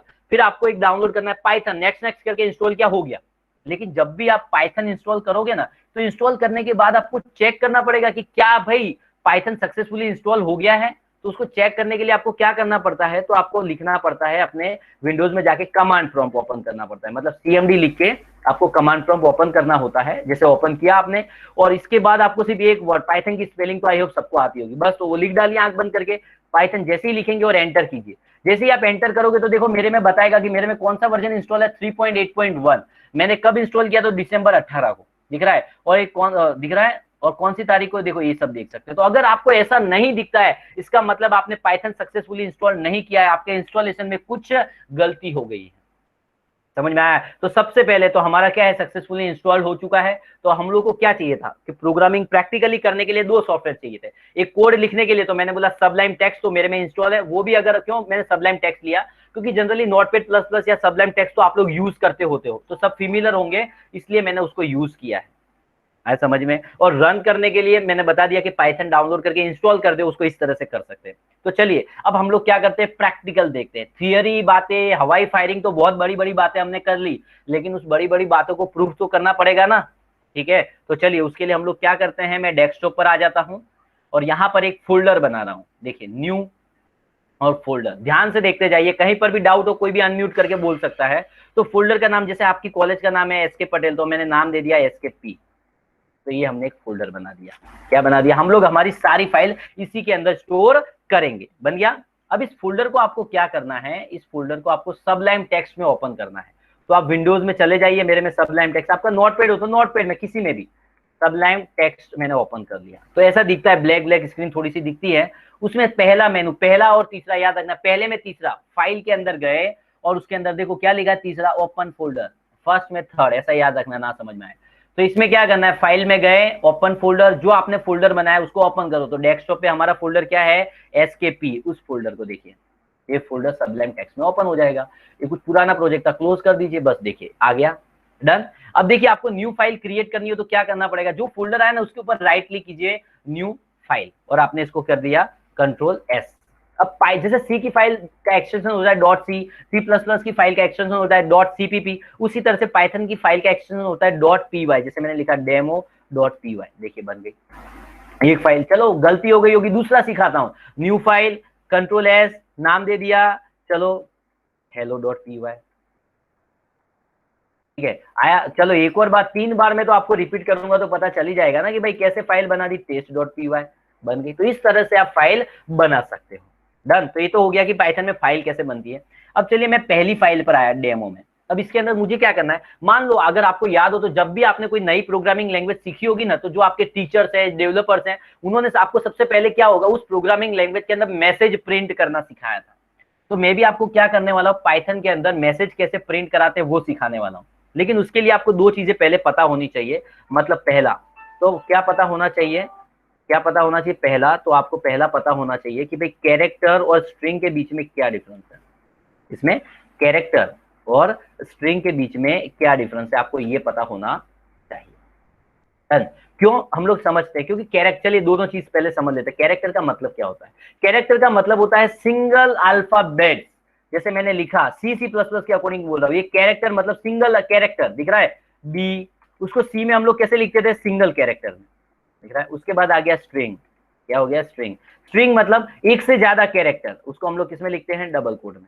समझ में आया, ऐसे हेलो, मतलब स्ट्रिंग का मतलब होता है कोई वर्ड हो गया, सेंटेंस हो गया, मैसेज हो गया, पैराग्राफ, ना समझ में आए तो भाइयों एक ही बार, एक से ज्यादा कैरेक्टर मतलब स्ट्रिंग, सिंगल कैरेक्टर मतलब कैरेक्टर। तो सी सी प्लस प्लस में कैसा था कि भाई कैरेक्टर को सिंगल कोड में लिखने का, स्ट्रिंग को डबल कोड में लिखने का। तो हमारा जो पाइथन डेवलपर था गीडो वेंडोसम, उसने बोला यार इतनी जफामारी कौन करे, तो दोनों को मिक्स कर दिया। तो पाइथन के अंदर कैसा होता है, कैरेक्टर या स्ट्रिंग दोनों को आप सिंगल कोड या डबल कोड दोनों में लिख सकते हो, आपकी इच्छा। देखिए कैरेक्टर को मैं सिंगल कोड में भी लिख सकता हूँ, डबल कोड में भी लिख सकता हूँ, स्ट्रिंग को मैं सिंगल कोड में भी लिख सकता हूँ और डबल कोड में भी लिख सकता हूँ, ऐसे। समझे क्यों मैंने स्ट्रिंग की बात की, क्योंकि मुझे मैसेज प्रिंट कराना था। मैसेज मान लो कि मैं वेलकम टू प्रैक्सवेयर प्रिंट करवाना चाहता हूं, तो वेलकम टू प्रैक्सवेयर में कितने, एक से ज्यादा कैरेक्टर हुए कि नहीं, तो स्ट्रिंग हुई या नहीं, तो स्ट्रिंग को आपको क्या लगाना पड़ेगा, डबल कोड या सिंगल कोड। तो मैंने इस पे क्या लगा दिया, ये डबल कोड लगा दिया, बराबर। और उसको प्रिंट करने के लिए, तो पाइथन में प्रिंट करने के लिए एक फंक्शन आता है जिसका नाम होता है प्रिंट, ही नाम दिया है इन्होंने ऐसा, और फंक्शन का सिंबल है राउंड ब्रैकेट दिख रहा है। दूसरी चीज, एक ट्रेडिशनल एक चीज होती है वो चले गई। जैसे हर प्रोग्रामिंग लैंग्वेज में क्या था, सी सी प्लस प्लस, जावा, पीएचपी, हर लाइन के एंड में सेमीकोलन होना चाहिए। लेकिन पाइथन ने बोला यार क्या हर जगह पे लेने का, तो पाइथन में आपको कोई सेमीकोलम फेमिकोलम करने की जरूरत होती नहीं है। पाइथन में सिर्फ जितना काम है उतना लिखो। देखिए ये लिख दिया मैंने, वेलकम टू प्रैक्सवेयर आ गया। इसको मैं सिंगल कोड में भी लिख सकता था। प्रिंट क्या करता है, मैसेज प्रिंट करने के लिए यूज होता है। चलिए अब ये फाइल बन गई, मुझे इसको रन करना है। तो रन करने के लिए क्या करना है, जो फोल्डर बनाया था ना उसके अंदर चले जाइए, एसकेपी था, फोल्डर के अंदर आ गया। जैसे ही फोल्डर के अंदर आ गए, आपको ऊपर दिख रहा है ये एसकेपी लिखा है, यहाँ पे जाना है और यहाँ पे जाके आपको सिर्फ क्या लिखना है, CMD। क्या लिखना है, CMD। आपने लिखा कमांड प्रॉम्प्ट, तो मतलब उस फोल्डर में कमांड प्रॉम्प्ट ओपन हो जाएगा। वहां पे आपको सिर्फ लिखना है फाइल को रन करने के लिए पाइथन, और फाइल का नाम, हमारी फाइल का नाम क्या है, demo.py। पाइथन लिख के स्पेस करके फाइल का नाम लिखिए, रन हो जाएगी। देखिए आ जाएगा वेलकम टू प्रैक्सवेयर, आ रहा है। देखिए चलिए एक और चीज मैं चेंजेस करके देखता हूँ, यहाँ पे आ गया। अगेन मैंने लिखा प्रिंट, क्या लिखा, प्रिंट। दूसरा पर कोई और मैसेज प्रिंट कराना है, वो सिंगल कोड में लिख रहा हूँ, फॉर पाइथन प्रोग्रामिंग, ठीक है ऐसा। अब मैं इसको रन करके देखता हूं, बराबर। प्रिंट अपने आप न्यू लाइन ले लेता हूं, इसमें न्यू लाइन देने की जरूरत नहीं पड़ती। देखिए कैसे, मैंने लिखा पाइथन डेमो.py, देखिए वेलकम टू प्रैक्सवेयर। देखिए अब यहाँ पे क्या है, वेलकम टू प्रैक्सवेयर हमने डबल कोड में लिखा था, for Python programming single code में लिखा है। तो दोनों चल रहा है, मतलब स्ट्रिंग को आप सिंगल कोड और डबल कोड दोनों के अंदर हम लोग लिख सकते हैं। समझ में आया, तो ये पाइथन के एडवांटेज समझे आप, और इस तरह से हम लोग उसको रन कर सकते हैं। आ रहा है, चलिए एक और बात देखते हैं, यहां तक समझ आया, समझ में। चलिए मैं क्या करता हूँ, एक फाइल न्यू बनाता हूँ। अगेन क्या कर रहा हूँ, एक अगेन न्यू फाइल बना रहा हूँ। फॉर एग्जांपल कंट्रोल एस किया मैंने और एक फाइल बनाई लाइक add.py आया। चलिए अब आपको याद होगा, चलो एक और चीज मैं बताऊं, मैंने कहा था कि पाइथन बहुत ईजी है, बराबर, ईजी टू लर्न है। क्यों, अगर मैं आपको बताऊं, अगर मुझे सिर्फ सी में मैसेज प्रिंट करवाना होता तो सी में कैसे लिखते हैं आप, हैज इंक्लूड stdio.h, फिर क्या आप लिखते हैं, हैज इंक्लूड, फिर क्या लिखते हैं आप, conio.h, फिर आप क्या लिखते हैं, void main, बराबर, फिर क्या लिखते हैं, स्क्रीन आउटपुट क्लियर करने के लिए, फिर गेट ch। और फिर आप मैसेज प्रिंट कराते हैं। मतलब आपको एक मैसेज, एक लाइन लिखने के लिए 1000 लाइन उसके अलावा एक्स्ट्रा लिखनी पड़ती है। तो कितना सारा कोड एक्स्ट्रा लिखना पड़ता है। लेकिन पाइथन ने क्या बोला, भाई माथा पच्ची ज्यादा नहीं करने की, जितनी लाइन की जरूरत है उतनी ही लिखो। इसलिए इसे इजी टू यूज कहते हैं, फालतू का कोई भी कचरा लिखने की जरूरत नहीं है। आया समझ में? तो ये चीज है। अब दूसरी चीज, मैंने एक फाइल बनाई add.py, समझिए add.py पे मैं क्या करने वाला हूँ। तो add.py पे मैं आया और यहाँ पे मैं अभी कर रहा हूँ फॉर एग्जाम्पल के तौर पे, चलिए मैं क्या करता हूँ यहाँ पे, जैसे सी की बात कर रहा हूँ। सी में अगर आप ऐसा लिखना चाहे कि आपने लिखा a = 10, तो क्या आपसे ऐसे लिख सकते हैं? हम लोग बात कर रहे हैं वेरिएबल की। आपको पता हो कि किसी भी प्रोग्रामिंग लैंग्वेज में वेरिएबल का क्या रोल होता है। तो वेरिएबल के अंदर आप वैल्यू स्टोर कर सकते हो। वेरिएबल के अंदर आप क्या कर सकते हो, वैल्यू स्टोर कर सकते हो। लेकिन मैं अगर ऐसे स्टोर करूं a = 10, सी में चलेगा, C++ में चलेगा नहीं। सी वाला एरर देगा कि भाई जब भी आप वेरिएबल लेते हो तो उसके पहले आपको डेटा टाइप डिक्लेयर करना पड़ेगा। क्या करना पड़ेगा? Data type. तो क्वेश्चन आता है, डेटा टाइप पे भी डिस्कस करते हैं कि भाई डेटा टाइप क्या है। शॉर्ट में करूंगा जिससे आपको इजीली समझ में आए। तो बात करते हैं कि डेटा टाइप का मतलब क्या है। तो आपको पता है डेटा टाइप मतलब क्या। तो डेटा टाइप मतलब जो वैल्यू का, मतलब वैल्यू का टाइप बताते हैं कि किस टाइप की वैल्यू है। फॉर एग्जांपल अब मैं लिखूं, जैसे एक डेटा टाइप है इंटीजर। इंटीजर का मतलब क्या है? इंटीजर मतलब कोई भी पॉइंट बिना की संख्या, 10, 20, 500, 1000, कोई भी पॉइंट बिना की संख्या मतलब इंटीजर। दिख रहा है? फिर मैं दूसरा डेटा टाइप लिया फ्लोट। फ्लोट मतलब पॉइंट वाली संख्या। क्या होता है? फ्लोट मतलब पॉइंट वाली संख्या। फिर आपने लेते हैं कैरेक्टर। कैरेक्टर डेटा टाइप मतलब सिंगल कैरेक्टर। सी की बात कर रहा हूँ, ध्यान रखिए। फिर हम लोग पाइथन में देखेंगे स्ट्रिंग मतलब कोई भी वर्ड, सेंटेंस, मैसेज, पैराग्राफ ऐसा लिखा जाता था। जैसे फॉर एग्जांपल मैंने एक वेरिएबल लिया बी। अब बी में मैंने स्टोर किया कि 34.67, तो कौन सी पॉइंट वाली संख्या है, मतलब डेटा टाइप क्या हुआ? फ्लोट। तो इसका डेटा टाइप आपको क्या लिखना पड़ेगा? फ्लोट। मान लो कि कोई वेरिएबल लिया आपने, जैसे कि मैंने लिया एक वेरिएबल ch, उसमें स्टोर कर दिया बोले हेलो। तो हेलो सी, तो हेलो, हेलो मतलब क्या हुआ? स्ट्रिंग। तो ch का आपको डेटा टाइप ऊपर क्या लिखना पड़ेगा? स्ट्रिंग। ऐसा। तो पहले ऐसे हर एक जब भी वैल्यू लेते थे डेटा टाइप वगैरह इतना सब लिखना पड़ता था। ये जो गीडो वैन रोशन था ना, इसका तो दिमाग सटक गया। बोले यार इतना सारा डेटा टाइप, दिमाग खराब हो गया इसका। तो बोले मैं तो अलाउड नहीं करूंगा। उसने क्या किया, सारे डेटा टाइप को उड़ा के डिलीट कर दिया। बोले हटाओ, सभी डेटा टाइप को ही हम लोग डिलीट कर देते हैं। क्या कर देते हैं? सारे के सारे डेटा टाइप को ही हम लोग क्या कर देते हैं? डिलीट कर देते हैं। समझ में आया? तो उन्होंने सारे डेटा टाइप को क्या कर दिया? डिलीट कर दिया। और पाइथन के अंदर डेटा टाइप लिखने की जरूरत नहीं पड़ती है। जैसे कोई भी वेरिएबल है उसमें वैल्यू स्टोर करना है तो आप डायरेक्ट स्टोर कर सकते हो। कैसे? और अगर आप प्रिंट कराना है ना वेरिएबल को, तो ध्यान रखिए वेरिएबल के ऊपर कभी भी सिंगल कोट, डबल कोट नहीं लगाते हैं। जैसे मैंने लिखा, हम लोग डिटेल में समझेंगे क्या लिखा। प्रिंट ए नाम का वेरिएबल। अब इसको मुझे रन करवाना है, तो रन करने के लिए मैं क्या करूंगा, यहाँ पर आ गया TLS लिखोगे तो स्क्रीन क्लियर हो जाएगा। कौन सी फाइल रन करनी है तो आप क्या लिखोगे? पाइथन। फाइल का नाम क्या है? तो add.py। तो देखिए अब क्या प्रिंट करेगा? 10 दिख रहा है। तो क्या हम लोग सोचते हैं कि भी पाइथन के अंदर डेटा टाइप लिखने की जरूरत नहीं पड़ती, तो इसका मतलब क्या पाइथन में डेटा टाइप नहीं होते? नहीं, पाइथन के अंदर डेटा टाइप तो होते हैं, लेकिन आपको लिखने की जरूरत नहीं पड़ती है। देखिए कैसे डेटा टाइप चेक करना हो, तो इसमें एक फंक्शन है जिसे हम लोग टाइप कहते हैं। क्या कहते हैं? टाइप। टाइप की मदद से आप किसी का भी डेटा टाइप चेक कर सकते हैं। जैसे मैंने लिखा टाइप और यहाँ पे लिख दिया ए, दिख रहा है। तो ए का डेटा टाइप प्रिंट करेगा। कैसे? आप रन करके देख सकते हैं। क्या करके देख सकते हैं? रन करके। जैसे मैंने लिखा यहाँ पे, तो देखिए लिखा ए की वैल्यू 10 थी, प्रिंट हो रही है। उसका डेटा टाइप क्या है? इंटीजर। तो क्या हो रहा है? इंटीजर प्रिंट हो रहा है। देखिए एक एग्जाम्पल के तौर पे बताता हूं। मान लीजिए मैंने दूसरा वेरिएबल लिया, उसमें एक वैल्यू स्टोर की 12.5, ठीक है। फिर मैंने उसको प्रिंट करवाया। किसको प्रिंट करवाया है? बी को, ठीक है। प्रिंट हो गया बी। फिर मैंने क्या लिख दिया? प्रिंट टाइप, और यहाँ पे लिख दिया है बी का भी टाइप। अब देखिए रन करते हैं तो हमको और ज्यादा क्लियर हो। देखिए ऐसा रन किया मैंने, तो देखिए ए की वैल्यू 10 थी, उसका डेटा टाइप आया इंटीजर। दूसरे बी की वैल्यू 12.5 थी, डेटा टाइप आया फ्लोट। अब आप सोचिए कि हमने तो डेटा टाइप दिया ही नहीं। तो पाइथन के अंदर डेटा टाइप होते हैं, लेकिन हमको देना नहीं पड़ता। प्रोग्रामिंग लैंग्वेज बैकग्राउंड में ऑटोमेटिक अलोकेट कर देती है डेटा टाइप। समझ में आया? प्रोग्रामिंग लैंग्वेज खुद असाइन करती है डेटा टाइप। तो इसीलिए जिस लैंग्वेज के अंदर, जिस प्रोग्रामिंग लैंग्वेज में प्रोग्रामिंग लैंग्वेज खुद डेटा टाइप असाइन करती है, हमको लिखने की जरूरत नहीं पड़ती है, उसे हम लोग डायनामिक टाइप्ड प्रोग्रामिंग लैंग्वेज कहते हैं। क्या कहते हैं? Dynamic typed. यहाँ पे पढ़ेंगे ना, देखिए मैंने ना टेक्निकल फीचर्स में आपको बताऊंगा। तो यहाँ देखिए लिखा था इसके बारे में कि भाई पाइथन क्या है। तो पाइथन एक डायनामिक टाइप्ड प्रोग्रामिंग लैंग्वेज है। क्या है? डायनामिक टाइप्ड प्रोग्रामिंग, मतलब जिसके अंदर आपको डायनामिक टाइप्ड और स्टैटिक टाइप दो तरह की प्रोग्रामिंग लैंग्वेज आती है, जिसमें आपको डेटा टाइप लिखना पड़ता है। जैसे सी, C++, जावा, तो सभी स्टैटिक टाइप्ड है। डायनामिक टाइप्ड मतलब प्रोग्रामिंग लैंग्वेज खुद डेटा टाइप प्रोवाइड करती है, उसे हम लोग डायनामिक टाइप्ड कहते हैं। जब खुद प्रोवाइड करती है तो मेमोरी भी ऑटोमेटिक खुद ही मैनेज करेगी, इसलिए इसे ऑटोमेटिक मेमोरी मैनेजमेंट भी कहा जाता है। आया समझ में? चलिए यहां तक पता चला, आई होप यहां तक पता चला हो। चलिए एक और एग्जांपल हम लोग करते हैं। चलिए एक और फाइल मैं बनाता हूं, न्यू फाइल। चलिए इसको नाम मैंने दिया कि sum.py, ठीक है, इतना मैंने दे दिया। क्या दे दिया है? फाइल का नाम दे दिया है sum.py। इसके अंदर मैंने क्या किया, मान ली एक वेरिएबल ले लिया a बराबर 10। चलो हम लोग जैसे जैसे बढ़ेंगे ऐसे ऐसे हम लोग एक्स्ट्रा करते जाएंगे। जैसे मैंने ले लिया b इक्वल टू 20, थोड़े से हम लोग धीमे बेसिक से आगे बढ़ रहे हैं। अब मुझे इन दोनों का सम करना है। क्या करना है? सम करना है। तो हम लोग क्या करते हैं, एक वेरिएबल ले लिया और उसके अंदर मैंने क्या कर दिया, दोनों का एडिशन कर दिया, ऐसे a प्लस b हो गया। और प्रिंट कराना है तो आप क्या करेंगे, प्रिंट, देखिए ऐसे लिख दिया मैंने सम। चलिए मैं इसको रन करूंगा तो ये रन भी हो जाएगा। क्या हो जाएगा? रन भी हो जाएगा। कैसे? तो यहां पर हम लोग आए, रन करूंगा, फाइल का नाम हम लोगों ने क्या दिया है, तो sum.py। क्या लिखा है? sum.py। तो देखिए आ रहा है 30। कैसे पता चलेगा हमारा प्रोग्राम सही तरह से रन हो रहा है? चलो मैं इसकी वैल्यू बदल देता हूँ 200। तो अब आंसर क्या आना चाहिए? 210। तो हमारा प्रोग्राम सही रन हो रहा है। मैं यहाँ पे आया, देखो 210।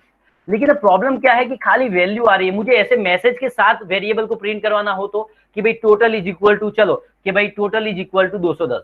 तो उसके लिए क्या करने का, जैसे हम लोग यहाँ पे प्रिंट है ना, इसमें क्या करने का, सिंगल कोड या डबल कोड में आप मैसेज लिख सकते हैं। जैसे मैंने लिखा टोटल, या फिर आपने लिख दिया एडिशन। क्या लिख दिया कि भाई addition is equal to, single quote या डबल कोड में जो भी मैसेज देना चाहते हैं वो लिख दीजिए। और वेरिएबल को कॉमा करके लिखिए। कैसे लिखिए? कॉमा करके। देखिए ऐसे, अब आ गए। अब लिखेंगे तो देखिए एडिशन इज इक्वल टू 220 आ रहा है, क्लियर एस। देखिए अगेन आप रन करके देखिए, अरे ऐसे दिख रहा है। तो ये हुआ। लेकिन इसके अंदर हमने क्या किया था कि दो वैल्यू हमने फिक्स ले ली थी, यूजर से एंटर नहीं करवाई थी। क्या नहीं करवाई थी? यूजर से एंटर नहीं करवाई थी। तो अब मैं क्या करने जा रहा हूं कि मैं अब यूजर से 2 नंबर एंटर करवाऊंगा। अब क्या करूंगा, मैं यूजर से 2 नंबर एंटर करवाऊंगा। समझ में आ रहा है? यूजर से हम लोग क्या करवाएंगे, 2 नंबर एंटर करवाएंगे, उसका एडिशन करेंगे। तो आपको पता होगा कि सी के अंदर यूजर से नंबर लेने के लिए कौन सा फंक्शन यूज होता था, स्कैनएफ। जब आप सी प्लस प्लस में आए तो यूजर से नंबर लेने के लिए कौन सा फंक्शन यूज होता है, सी प्लस प्लस। उसी तरह से पाइथन में यूजर से नंबर लेने के लिए कौन सा फंक्शन यूज होता है, तो उसका नाम है इनपुट। क्या लिखना होता है? इनपुट, ऐसा। और उसके अंदर जो भी मैसेज देना होता है वो दे दो। आपने मैसेज दे दिया कि भाई एंटर अ नंबर। भाई किसी ने स्क्रीन के अंदर क्या किया है, जस्ट अ मिनट। भाई कोई भी अपनी स्क्रीन प्लीज शेयर ना करें, ठीक है? Please, it's a request to all of you guys, कोई भी मेरे माइक वीडियो या रिप्रेजेंटेशन ना करे, ठीक है? आई होप कि सभी लोगों को स्क्रीन दिख रही है। मुझे कोई भी 1-2 जन यस बोल दीजिए, आवाज आ रही है और स्क्रीन दिख रही है। कोई भी जन 1-2 जन ओके यस बोल सर। दीजिए। Okay yes sir. Okay, thank you very much. तो जैसे मैंने आपको बताया कि सी के अंदर यूजर से वैल्यू लेने के लिए स्कैनएफ फंक्शन यूज होता था, सी प्लस प्लस में सी आउट यूज होता था। उसी तरह से पाइथन के अंदर इनपुट करके फंक्शन आता है। इसमें आपको मैसेज लिखना होता है। इनपुट यूजर से वैल्यू लेने के लिए यूज होता था, जैसे लिखा ना एंटर अ नंबर, और इसमें सामने वेरिएबल लिखना होता है। मतलब जब भी कोई यूजर वैल्यू एंटर करेगा ना, तो जैसे इनपुट लिखा एंटर अ नंबर, तो जो भी यूजर नंबर एंटर करेगा उसके सामने जो वेरिएबल लिखा ना उसमें स्टोर हो जाएगा। फॉर एग्जाम्पल मैंने दूसरा नंबर लेना है, तो उसके लिए मैंने क्या लिखा, इनपुट। यहाँ मैसेज अलग देता हूँ ताकि हमको क्लियर दिखे कि एंटर अ नंबर अगेन, ऐसा लिख दिया मैंने। डन हो गया, ठीक है। चलिए तो एक नंबर एंटर करेगा वो ए में स्टोर हो जाएगा, दूसरा नंबर किस में स्टोर हो जाएगा, बी में। फिर हमने दोनों का एडिशन कर दिया। क्या कर दिया, दोनों का एडिशन कर दिया। और अभी मैं सिर्फ प्रिंट कर रहा हूँ, अभी मैसेज बाद में देखते हैं हम लोग, खाली ऐसे ही प्रिंट कर रहा हूँ सम, ठीक है? तो हमने एडिशन प्रिंट करा है। चलिए अब हम लोग रन करके देखते हैं। तो यहाँ पर आ गए, क्लियर एस कर देते हैं। कौन सी फाइल है हमारी, sum.py। तो देखो मांग रहा है एंटर अ नंबर, जो मैसेज लिखा था वो आया। मैंने चलिए एंटर किया 10, एंटर अ नंबर अगेन, मैंने चलो एंटर किया 30। तो आंसर क्या आना चाहिए, 40। लेकिन आप जब रन करोगे ना तो आंसर आएगा 10 और 30। क्या हुआ, चलिए अगेन एक बार रन करता हूँ, शायद कुछ मिस्टेक हो गई हो। चलिए अगेन में आया, मैंने नंबर एंटर किया 40, दूसरी बार नंबर एंटर किया 50। आंसर क्या आना चाहिए था, 90, लेकिन आंसर आएगा 40 और 50। तो आप लोगों में से कोई भी बता सकता है कि ऐसा क्यों हो रहा है? कोई भी अनम्यूट करके बोल सकता है, कोई भी आप लोगों में से कोई भी बताना चाहे कि ऐसा क्यों हो रहा है। हमने तो एडिशन का कोड जब हमने नॉर्मल वैल्यू ली थी तो सही तरह से चल रहा था, लेकिन जब यूजर से एंटर करवाई तो एडिशन नहीं हो रहा है प्रॉपरली, क्यों है ऐसा? बिकॉज सर ये जो वेरिएबल के अंदर जो वैल्यू लेगा तो वेरिएबल टाइप होगा तो उसके अंदर इंटीजर में कन्वर्ट करना पड़ेगा। यस। तो इसमें रीजन क्या होता है मैं आपको बता दूं कि इनपुट फंक्शन का बाय डिफॉल्ट बिहेवियर कैसा है कि वो यूजर से जो भी वैल्यू लेता है ना उसको ऐसे स्ट्रिंग में कन्वर्ट कर देता है, मतलब ऐसे स्ट्रिंग लेता है।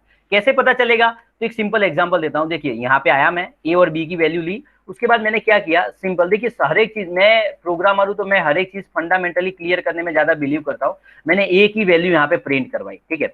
फिर मैंने यहाँ पर आया और फिर प्रिंट क्या करवाया, मैंने प्रिंट करवाया टाइप। क्या प्रिंट करवा दिया, ए का टाइप प्रिंट करवा दिया।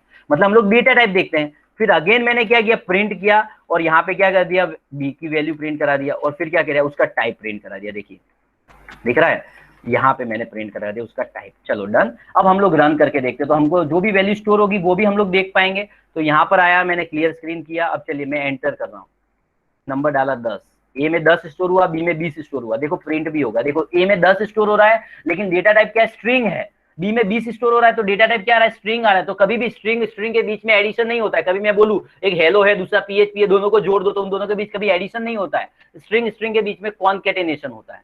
अगर आपको एडिशन करना है तो दोनों या तो इंटीजर होने चाहिए या फ्लोट होने चाहिए। तो इसका मतलब हमको क्या करना पड़ेगा कि जो स्ट्रिंग के अंदर वैल्यू है उसको मुझे कन्वर्ट करना पड़ेगा या तो इंटीजर में या फ्लोट में। तो इस प्रोसेस में यहाँ पर एक नया कंसेप्ट आएगा, जिसको पता हो वेल एंड गुड है, नहीं पता है वो समझ लीजिए। तो एक कंसेप्ट होता है जिसे हम लोग कहते हैं टाइप कास्टिंग। अब क्वेश्चन होगा कि भी टाइप कास्टिंग क्या होता है। तो टाइप कास्टिंग मतलब एक डेटा टाइप को दूसरे डेटा टाइप में कन्वर्ट करने की प्रोसेस। एक डेटा टाइप को दूसरे डेटा टाइप में कन्वर्ट करने की प्रोसेस। फॉर एग्जाम्पल, ठीक है, जैसे मैंने लिखा ए इक्वल टू, समझिए मैंने यहाँ पे लिखा है 12.5, लेकिन किसमें लिखा है, सिंगल कोट में लिखा है। किसमें लिखा है, सिंगल कोट में। तो जब मैं इसको प्रिंट कराऊंगा ए की वैल्यू, सपोज मैं क्या कर रहा हूं, यहाँ पे आ गया और मैंने लिख दिया टाइप ऑफ ए। अभी आप रन करके देखेंगे ना यहाँ पे इस फाइल को, तो आपको क्या मिलेगा, देखिए 12.5 मिल रहा है, डेटा टाइप क्या मिल रहा है, स्ट्रिंग। लेकिन मैं यहां से हटा दूं, अब मैं समझ लो कि स्ट्रिंग को इंटीजर में कन्वर्ट करना चाहता हूं, तो मैं क्या करूंगा। तो सिंपल सा तरीका, दूसरा वेरिएबल ले लीजिए, ठीक है। और इंटीजर में कन्वर्ट करने के लिए फंक्शन होता है INT। तो जो भी वैल्यू इंटीजर में कन्वर्ट करना चाहते हैं इस INT में डाल दीजिए। तो किसकी वैल्यू आप इंटीजर में कन्वर्ट करना चाहते हो, ए की, तो मैंने ए की लिख दिया। तो इंटीजर क्या करेगा, ए की वैल्यू इंटीजर में कन्वर्ट करेगा, बी में स्टोर कर देगा। फिर हम लोग बी को प्रिंट करवा के देखते हैं, देखिए दिख रहा है। चलिए अब हम लोग रन करते हैं। तो यहाँ पे जैसे ही मैंने रन किया तो देखिए कुछ एरर आ गया। एक मिनट देख लेते हैं।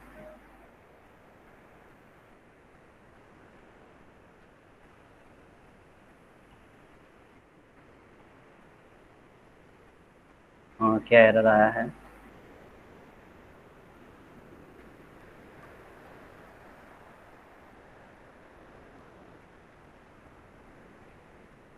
क्या लिखा है, value error for INT with base 10, 12.5 क्या लिखा है।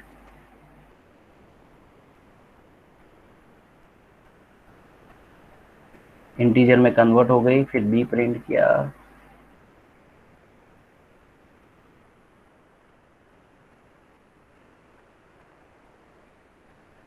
एक बार अगेन रन करते हैं। sum.py line 2 b equal to integer a,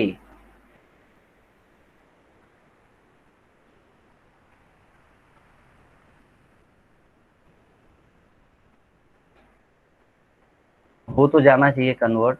हाँ बेस 12.10 क्या ले रहा है एरर, एक मिनट देख लेते हैं क्या एरर आ रही है। सम dot B invalid literal for INT with base 10, invalid literal, मेरे ख्याल से ये कहीं नाम ना यूज हो उसके अंदर। चलिए हम लोग एक काम करते हैं, ABC लिख लेता हूँ, देखते हैं एक बार रन करके। ऐसे तो गलती तो नहीं आनी चाहिए। Sir, the value is a float and we taken an integer.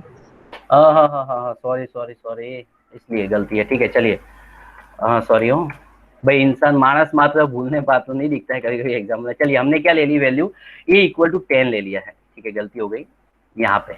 Done, क्या लिया हुआ है। अब अगर हम लोग यहाँ पे करेंगे प्रिंट, और यहाँ पे मैंने प्रिंट करा दिया ये, उसके बाद मैंने क्या कर दिया प्रिंट, और यहाँ पे लिख दिया है मैंने टाइप, ठीक है, और ए ऐसा। अब आप इसको रन करके देखेंगे तो आपको क्या होगा, जब आप रन करेंगे तो आपको मिलेगा 10 आ रहा है और उसका डेटा टाइप स्ट्रिंग हो रहा है। सपोज मैं इसको कन्वर्ट करना चाहता हूँ इंटीजर में, ठीक है, तो ये कौन सी वैल्यू है, 10 है। इंटीजर में मैंने डाला ए, देखिए तो वो क्या कन्वर्ट करेगा, इंटीजर में कन्वर्ट कर देगा। और फिर यहाँ पर आप लिख दीजिए बी, क्या हो जाएगा, यहाँ पे हो जाएगा बी। अब आप रन करके देखिए तो वैल्यू क्या हो जाएगी, यहाँ पे देखिए आपकी क्या हो गई, इंटीजर में कन्वर्ट हो चुकी है। क्या हो चुकी है, इंटीजर में। समझ में आया। अगर उसको आप फ्लोट में कन्वर्ट करना चाहते हैं तो ये फ्लोट में भी कन्वर्ट हो जाएगी। समझे, फ्लोट इंटीजर में नहीं आता है, समझिए, इसको आप कन्वर्ट करना चाहेंगे तो देखिए अभी क्या हो जाएगा, फ्लोट 10.0 हो जाएगा। तो इसको क्या कहते हैं, टाइप कास्टिंग। टाइप कास्टिंग का मतलब होता है एक डेटा टाइप को दूसरे डेटा टाइप में बदलना। समझ में आ रहा है? तो यहाँ पे क्या हो रहा है कि जब अगर आप हम लोग हमारा पुराना प्रोग्राम देखेंगे जो हमने लिखा था, यहाँ पे ये हमने यूजर से 2 नंबर एंटर करवाए थे, एंटर अ नंबर। तो जो नंबर एंटर करता था इनपुट से वो स्ट्रिंग में आता था, उसको इंटीजर में आपको कन्वर्ट करना है। तो आप क्या करेंगे, INT लिखेंगे, ऐसे दिख रहे, ऐसा दिख रहा है। और ये जो आपका लिखा हुआ है ना पूरा का पूरा, इनपुट एंटर अ नंबर दिख रहा है, वो स्ट्रिंग में लेगा, पूरे को उठा के INT में डाल दीजिए, ऐसा दिख रहा है। दूसरे वाले को भी सेम कीजिए, INT में कन्वर्ट करना है, मतलब जिसमें कन्वर्ट करना चाहते हैं, फ्लोट में कन्वर्ट करना चाहते हैं फ्लोट, स्ट्रिंग में लिखना है तो ध्यान रखिए, इंटीजर के लिए INT, फ्लोट के लिए फ्लोट, और स्ट्रिंग के लिए सिर्फ STR, पूरा स्ट्रिंग नहीं लिखना है। कंट्रोल X आप करेंगे और यहाँ पे आपने डाल दिया, दिख रहा है। तो आपने एंटर नंबर लिया, किसमें स्टोर किया, A में। दूसरा एंटर नंबर अगेन आपने किसमें स्टोर किया, B के अंदर, आ गया नंबर। अब आपको एडिशन करना है तो हम लोग उसको क्या करते हैं, एडिशन कर देते हैं। देखिए अब आप इसको रन करके देखेंगे यहाँ पे, डन। तो चलिए अब हम लोग इसको रन करके देख लेते हैं कि आउटपुट क्या आता है। चलिए अब हम लोग इसको रन कर रहे हैं। तो आया एंटर नंबर, मैंने एंटर किया 20, फिर एंटर किया 30, तो देखिए आ रहा है 50। अगर आपको कुछ मैसेज देना है, क्या करना है, कुछ मैसेज देना है, तो हम लोग क्या लिख सकते हैं इस तरह से कि एडिशन इज इक्वल टू बराबर, कुछ भी आप मैसेज दे सकते हैं। अभी आप रन करके देखेंगे तो यहाँ पे मैंने डाला 30, 50, तो क्या आएगा, एडिशन इज इक्वल टू 80। तो इस तरह से हम लोग कुछ भी मैसेज दे सकते हैं। क्या कर सकते हैं, मैसेज। तो हमने क्या सीखा कि यूजर से कोई भी नंबर कैसे एंटर करवाते हैं, उसका अगर डेटा टाइप मुझे चेंज करना हो तो कैसे कर सकता हूँ, ऑपरेशन। हम लोग चलो एक एग्जांपल, थोड़ा सा उसमें कंडीशन भी एक लगा के देखेंगे तो ज्यादा समझ में आएगा। देखिए मेरी जो दास सर से बात हुई थी तो मेरा ऐसा कंसेप्ट था कि सर हमारे यहाँ पे लोग बंदे मशीन लर्निंग के लिए आ रहे हैं, तो मशीन लर्निंग के लिए कि कोर पाइथन कंपलसरी है। तो मेरा कंसेप्ट ऐसा है कि मैं एक ही चीज के ज्यादा एग्जांपल कराऊं, उसकी तुलना में एक एग्जांपल ज्यादा टॉपिक के करवाता हूं, ताकि वो अपने एंड से खुद कुछ सीखना चाहे तो उनको इजीली समझ में आ जाए। तो चलिए मैं एक और एग्जांपल लेता हूं। फॉर एग्जांपल मैंने न्यू फाइल ली, कंट्रोल S, ठीक है। तो कंडीशन के बारे में भी थोड़ा समझ में आ जाए ऐसा एक एग्जांपल लेता हूं। चलिए मैंने एक फाइल बना दी marksheet.py। मुझे क्या करना है, यूजर से 5 सब्जेक्ट के मार्क्स एंटर करवाने हैं, उनका टोटल करना है और परसेंटेज प्रिंट करवाना है। पहला ये सिंपल सा एग्जांपल है ताकि और ज्यादा समझ में आए। तो मान लीजिए मुझे 5 सब्जेक्ट के मार्क्स एंटर करवाने, तो मैंने क्या लिखा, अभी इंटीजर में ही हम लोग एंटर कराएंगे, तो मैं क्या लिख देता हूँ, कैसे लिखोगे आप, input enter marks like for maths, done. ये हो गया। इसको हम लोग कॉपी करेंगे, तो जितना कम टाइम में हम लोग कर पाए उस तरह से हम लोग करेंगे, ठीक है, हो गया। फिर मुझे दूसरा किस में चाहिए, तो मैंने ले लिया मैथ्स के साथ। देखिए वेरिएबल के नाम लोग कभी कभी क्या करते हैं, ABCD लेते हैं, हर चीज ऐसे नहीं लेने का। जिस चीज में, जिस वेरिएबल में जैसी वैल्यू स्टोर की हो उसी तरह की वैल्यू यूज करनी है। जैसे मैं लिख देता हूँ यहाँ पे PHP, सॉरी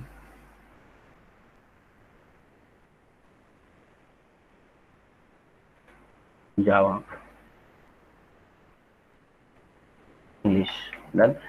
बहुत सारी ऐसी चीजें हैं जो गूगल पे कुछ चीजें हार्ड बताई गई है, तो जो बंदा न्यू रीड करेगा तो उसको थोड़ा डिफिकल्ट होगा। तो मैं ट्राई करूंगा कि उसको जितना इजी कर सके हम लोग कर पाएंगे। तो हमने क्या किया, 5 सब्जेक्ट के मार्क्स एंटर करवा दिए। फिर मुझे उसके टोटल मार्क्स चाहिए, तो टोटल इज इक्वल टू हम लोग क्या करेंगे, सभी मार्क्स को ऐड कर देंगे, maths plus English plus science plus PHP plus last में क्या है, जावा। हो गया हमारे मार्क्स। अब मुझे प्रिंट करवाना है, तो मैं सिंपल सा क्या कर दूंगा, प्रिंट क्या कर देंगे, हम लोग लिख देंगे कि total marks is equal to, और यहाँ पे कौन से वेरिएबल में स्टोर किया, टोटल। अब मुझे परसेंटेज निकालना है, तो कभी भी आपको परसेंटेज निकालना होता है तो उसका तरीका क्या होता है कि total marks divide by number of subject. तो आपने कितने सब्जेक्ट लिए, 5, तो डिवाइड बाय 5 कर दो, ये आ जाएगा आपका परसेंटेज। आपको उसको प्रिंट करवाना है तो हम लोग प्रिंट करा देंगे। ये तो मैंने जस्ट एग्जाम्पल लिया ताकि इसके अंदर हम लोग कुछ कंडीशन लगा पाए, ठीक है। तो हमने क्या लिखा, percentage, percentage is equal to, यहाँ पे वेरिएबल क्या है, PER मैंने ले लिया, हो गया वेरिएबल, क्या हो गया है, वेरिएबल PER आ चुका है। चलिए हम लोग इसको रन करके देखते हैं। फाइल का नाम क्या है, क्लियर एज marksheet.py। अब मैथ्स इसके मार्क्स डालने हैं, तो मैथ्स के 50, चलिए हम लोग एंटर करते हैं, 60, 70, 80, 60, तो आपको मिल जाएगा कि भाई टोटल मार्क्स 320 आया और परसेंटेज क्या है, 64.0। चलिए मैं इसके अंदर ही मुझे एक कंडीशन लगानी होगी, अगर परसेंटेज 35 से नीचे हो, सिर्फ परसेंटेज पे ही चेक करना है कि अगर परसेंटेज 35 से नीचे हो तो फेल आना चाहिए, अदरवाइज क्या आना चाहिए, पास आना चाहिए। तो आपको पता है कि जब भी आपके सामने 2 कंडीशन हो उसमें से एक सही हो, आपको पता लगाना है, मतलब ट्रू और फॉल्स जैसी सिचुएशन हो तो हम लोग क्या यूज करते हैं, इफ एल्स कंडीशन। लेकिन आपको याद होगा अभी तक हम लोग इफ एल्स कंडीशन कैसे लिखते आए हैं, इस तरह से इफ लिखते हैं और फिर हम लोग क्या लिखते हैं, इस तरह से। ये हमारा ट्रेडिशनल वे है, इस तरह से, दिख रहा है। तो अगर जब मैं पाइथन के अंदर आता हूं तो पाइथन के अंदर ये ट्रेडिशनल वे थोड़ा सा बदल जाता है लिखने का तरीका। तो आपका परसेंटेज किस में है, PER में, तो आप इफ लिखेंगे, इफ लिखना है, डन। फिर आपको राउंड ब्रैकेट इसमें करने की जरूरत नहीं पड़ती है, आप डायरेक्टली आप ऐसा लिख सकते हो कि percentage is less than 35, directly आप कंडीशन ऐसे लिख सकते हो।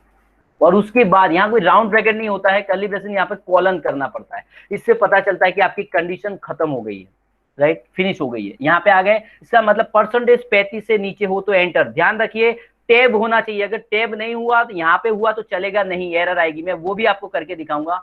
एंटर करेंगे तो टैब होना चाहिए, इससे टैब से पता चलता है कि आप इफ कंडीशन में, जैसे मैंने लिखा यहाँ पे क्या लिख दिया कि भाई यू आर पास्ट। चलिए एक एग्जाम्पल के तौर पे, फिर इसमें हम लोग एरर ला के देखेंगे। क्या लिख दिया, यू आर पास्ट, समझे। अगर मैंने यहाँ पे कर दिया एल्स, क्या कर दिया, एल्स, एल्स में मैंने दे दिया प्रिंट, बराबर, और यहाँ मैंने क्या लिख दिया है, यू आर फेल्ड, ऐसा, ठीक है, ऐसा लिख दिया, डन। अब हम लोग इसको रन करके देखते हैं, यही सेम चीज था। क्लियर स्क्रीन, क्या करेंगे, रन करेंगे, आ गया, एंटर करेंगे, चलो 60 50 ऐसा। देखिए क्या आ रहा है कि यू आर फेल्ड, तो अच्छा उल्टा लिख दिया है अगर 35 से नीचे है तो क्या होगा, फेल होना चाहिए, अगर 35 से ज्यादा है तो क्या आना चाहिए, यू आर पास्ट, ठीक है। लेकिन अब समझिए, मान लीजिए कि मैंने इसको यहाँ पे अगर मैं भूल से स्पेस देना भूल गया, इंडेंट देना भूल गया, अब मैं इस प्रोग्राम को अगर रन करूं, यहाँ पे देखिए क्लियर स्क्रीन किया, अब मैं इसको रन कर रहा हूँ, देख रहा हूँ, तो क्या आएगा, एरर, ठीक है। क्या दिखा, इंडेंटेशन एरर, मतलब इंडेंट की एरर है, आपने स्पेस नहीं दिया हुआ है। तो इसके अंदर क्या होता है, स्पेस देना कंपलसरी है, उसके बिना चलेगा नहीं। लास्ट टाइम इसको रन करते हैं और देखते हैं, यहाँ पे आ गए मार्क्स, मैंने डाला 50 60 70 80 90, देखिए आ रहा है यू आर पास्ट। इस तरह से इसको और हमको बेनिफिट बनाना है, जैसे हम लोग एल्स इफ कंडीशन यूज करते थे, उसके अंदर मुझे ग्रेड भी प्रिंट कराना है कि अगर परसेंटेज 35 से नीचे हो तो फेल आना चाहिए, लेकिन अगर परसेंटेज 35, चलो एक एग्जांपल ही ले रहा हूँ, इसी को बढ़ा रहा हूँ, तो फिर हम लोग और आगे चलेंगे। मैंने बोला कि अगर परसेंटेज 35 से नीचे हो तो फेल्ड आना चाहिए, अगर परसेंटेज 35 से ज्यादा, 35 या 35 से ज्यादा हो लेकिन 60 से नीचे हो तो आना चाहिए कि भाई सेकंड क्लास। परसेंटेज 60 या 60 से ज्यादा हो लेकिन 70 से नीचे हो तो क्या आना चाहिए, फर्स्ट क्लास, और 70 से ज्यादा हो तो डिस्टिंक्शन। तो हम लोग क्या करेंगे, ध्यान रखिए, आपका जो ट्रेडिशनल एल्स इफ आप लिखते थे वो यहाँ पर आकर क्या बन गया है, एल इफ बन गया है। क्या बन गया है, एल इफ बन गया है। तो अब उसमें क्या लिखना होता है, इस तरह से समझिए। हमने लिखा जैसे कि परसेंटेज, मैंने बोला 35 से नीचे है तो उसमें चले जाएगा, और जब 35 या 35 से ज्यादा है तो आप कैसे लिखेंगे, if percentage is greater than equal to 35, ध्यान रखिए। और वहां पे हम लोग एंड लिखने के लिए ये ऑपरेटर यूज करते थे, इसमें ऐसा नहीं होता, इसमें एंड ही लिखना पड़ता है, ये एंड ऑपरेटर बदल गया है। फिर हमने लिखा कि परसेंटेज 35 या 35 से ज्यादा होने चाहिए लेकिन 60 से नीचे होने चाहिए, तो क्या आना चाहिए, तो सेकेंड क्लास आना चाहिए। क्या आना चाहिए, सेकेंड क्लास।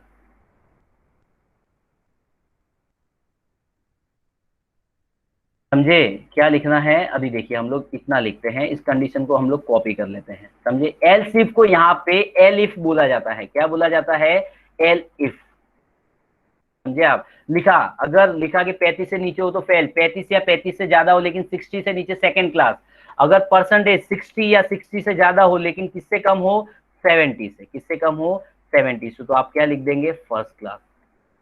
लेकिन लास्ट में आप एल्स भी लगा सकते हो, फिर तो 70 से ज्यादा ही होगा, अब ऐसा भी लिख सकते हो एल्स लास्ट में। तो यहाँ पे क्या लिख देंगे, अगर मतलब 35 से नीचे नहीं है, समझ लो 70 से ज्यादा है तो इसके अंदर जाएगा, तो आप क्या लिख सकते हो, डिस्टिंक्शन। क्या आएगा, डिस्टिंक्शन। इस तरह से लिख सकते हैं आप कंडीशन। एक बार हम लोग रन करके देखते हैं तो हमको और ज्यादा समझ में आए। जैसे मैं यहाँ पे आया, क्लियर स्क्रीन किया, देखिए आ गया मार्क्स, मैंने अगेन एंटर करता हूँ, देखिए total marks is 350, percentage 70.0 and distinction, देख रहे हो, क्योंकि 70 आया, दिख रहा है क्या आ रहा है, 70 या 70 से 0 होगा तो क्या होगा, डिस्टिंक्शन। समझ में आया। तो एलसिफ यहाँ पे चेंज हो गया, जो आप ट्रेडिशनल वे यूज करते थे, एलसिफ लिखते थे, उसको एलिफ को यहाँ पे एलसिफ बोला जाता है, मतलब ऐसा शॉर्टकट हो गया ये, इस तरह से। समझ में आया। तो कहने का मतलब है यहाँ पे आपको कोई राउंड ब्रैकेट नहीं लगाना है, और एंड, जो एंड और लिखते थे, अगर कहीं पे और लिखना है तो आप ऐसे लिखेंगे, आप ऐसे नहीं लिखेंगे, वो भी चेंज हो गया, सॉरी कहाँ गया लाइन, ये ऐसे, ऐसे नहीं लिखेंगे, इसमें एंड और आपको ऐसे ही लिखना पड़ता है, एंड और लिखना है तो ऐसे, और एंड लिखना है तो ऐसे, आप इस तरह से लिखेंगे। समझ में आया। और कंडीशन लगानी है तो आप इस तरह से लगाएंगे। आई होप कि यहाँ तक समझ में आया हो आप लोगों को। चलिए एक और चीज देखते हैं। चलिए एक सिंपल और एग्जांपल मैं आपको सिखाता हूँ। एक बहुत बड़ी चीज होती है फंक्शन। मैं फंक्शन ज्यादा डिटेल में नहीं बताने वाला, लेकिन क्या होता है, मैं मशीन, कुछ लोगों के आपके मशीन लर्निंग का या ऐसा सब्जेक्ट आया है तो उसके लिए कोर पाइथन आपको करना है, तो उस वे में बता रहा हूँ एक एक एग्जाम्पल, ताकि आपको समझ में आए। चलिए एक नई फाइल मैंने बनाई, क्या बनाई, नई फाइल। चलिए मैं एक और एग्जांपल ले लेता हूँ, कंट्रोल एस, और यहाँ पे एग्जांपल ले लेता हूँ लूप का। इसका ले लेता हूँ लूप डॉट पी वाई। मान लो कि मुझे 1 से 5 प्रिंट करवाना है, तो यहाँ पर क्या होता है, इसके अंदर एक रेंज फंक्शन आता है। क्या फंक्शन आता है, रेंज। जैसे मैंने लिखा एक्स, तो 3 वेरिएशन में यूज होता है, रेंज लिख दिया मान लीजिए।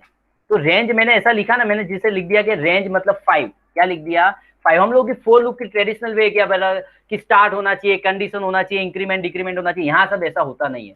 यहाँ पे आपको 4 लिखना है, उसके बाद एक वेरिएबल का नाम लिखना है, कुछ भी लिख सकते हो, I B A B C D X Y Z कुछ भी, और उसके बाद लिखना होता है इन, ठीक है। और उसके बाद मैंने एक वेरिएबल, जैसे मैंने एक्स लिख दिया, क्या लिख दिया है एक्स, दिख रहा है ऐसा। और यहाँ पे मतलब एक्स के अंदर जितनी वैल्यू है उतनी बार ये लूप चलेगी। जैसे मैंने रेंज लिखा है, रेंज 5, इसका मतलब क्या होता है, रेंज 5 का मतलब होता है एक रेंज क्रिएट करके देता है। और ध्यान रखना पाइथन में कमेंट करने के लिए हैज यूज होता है। रेंज 5 लिखा ना आपने खाली, इसका मतलब 0 से लेके 1 2 3 4, मतलब आपकी ये जो लूप है ना 0 से लेके 4 बार चलेगी। और एक एक करके एक्स में से वैल्यू, मतलब एक्स में इसने इतनी वैल्यू स्टोर कर दी, तो एक एक करके वैल्यू किस में आती जाएगी, आई में। कैसे पता चलेगा, देखिए आप ऐसे लिखते हैं, मैं सिर्फ एग्जांपल दिखा रहा हूं ताकि आपको ये लूप भी पता चल जाए। मैंने क्या लिख दिया, आई। अब आप इसको रन करके देखिए, सिर्फ इसको क्या करके देखिए, हम लोग रन करके देखते हैं। मैंने यहाँ पे लिख दिया क्लियर है, समझिए यहाँ पे आ गया, और मैंने यहाँ पे लिख दिया है लूप डॉट पी वाई। क्या लिख दिया है, लूप डॉट पी वाई। देखिए क्या आएगा, 0 1 2 3 4। लेकिन अगर मैंने यहाँ पे ऐसा लिख दिया होता, दूसरा सेकंड वेरिएशन, क्या लिख दिया होता, सेकंड वेरिएशन 1,5, तो 1,5 मतलब स्टार्टिंग पॉइंट लिख दिया। जब आप कुछ नहीं लिखते हो तो बाय डिफॉल्ट स्टार्टिंग पॉइंट 0 होता है, तो जब आप स्टार्टिंग पॉइंट लिखते हो ना 1, ध्यान रखना लास्ट से एक कम होता है, तो इसके लिए लूप क्या चलेगी पता है, इसके लिए लूप चलेगी 1 से स्टार्ट करके 2 3 4, जो आपने डिजिट लिखा है उसके एक कम तक ही चलती है, 2 3 4। कैसे, अभी आप देखिए। अब हम लोग रन करेंगे, सॉरी यहाँ पे अभी आप रन करके देखोगे तो क्या आएगा, 1 2 3 4। जैसे आपको 1 से 10 चाहिए, क्या चाहिए 1 से 10, तो आपको यहाँ पे क्या लिखना पड़ेगा, 11, तभी एक कम तक चलता है। समझिए कैसे, मैं यहाँ पर आया और मैंने इसको पहले तो क्या कर देता हूँ, क्लियर स्क्रीन कर देता हूँ मैं, डन, नहीं तो 11 दिखेंगे ही नहीं।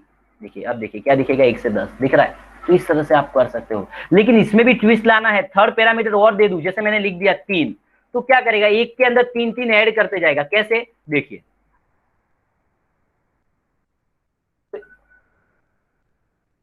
अब एक में 3 ऐड किया तो क्या आया, पहला 1, फिर 3 ऐड किया 4, फिर 4 में 3 ऐड किया 7, और 7 में 3 ऐड किया 10, 11 से कम तक ही रहेगा। तो देखिए आपका आउटपुट ऐसा है। तो ये रेंज फंक्शन, तो फॉर लूप इस तरह से चलती है।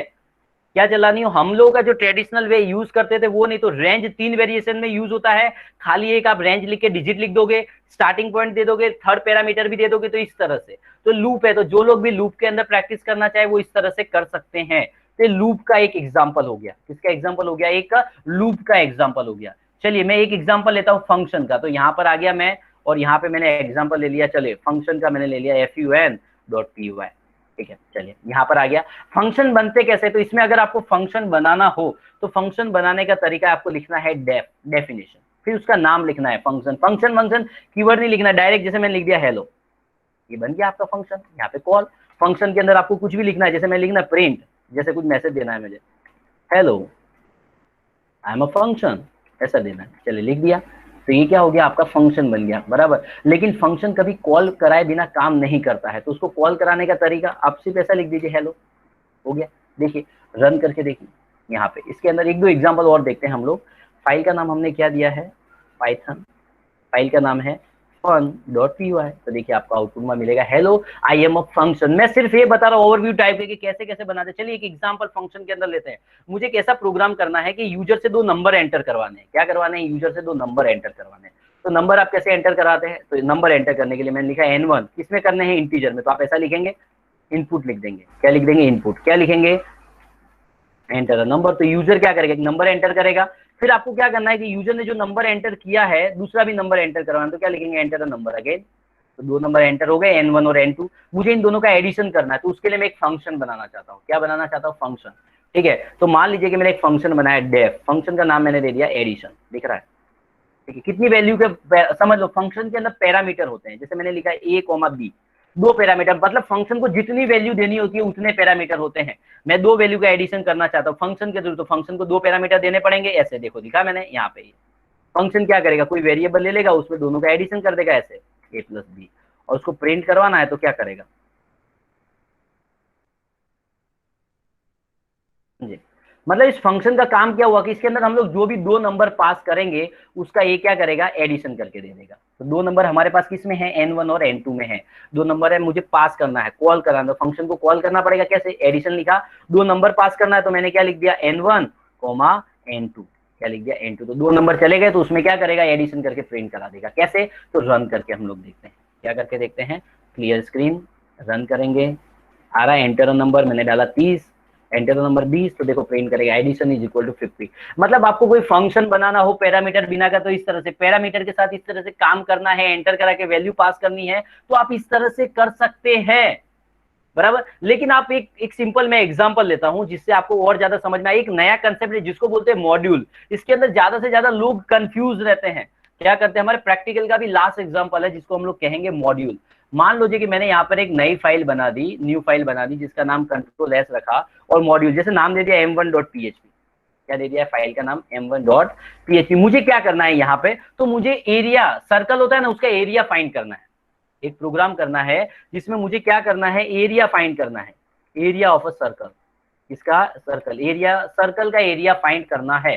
तो कैसे करूंगा, सिंपल सी बात है। तो उसके एरिया का फॉर्मूला क्या होता है, आपको पता है कि उसका फॉर्मूला होता है कि भाई एरिया, सॉरी मैंने गलती हो गई है, मैंने फाइल को ऐसे php सेव कर दिया है, न्यू फाइल, कंट्रोल एस, और चले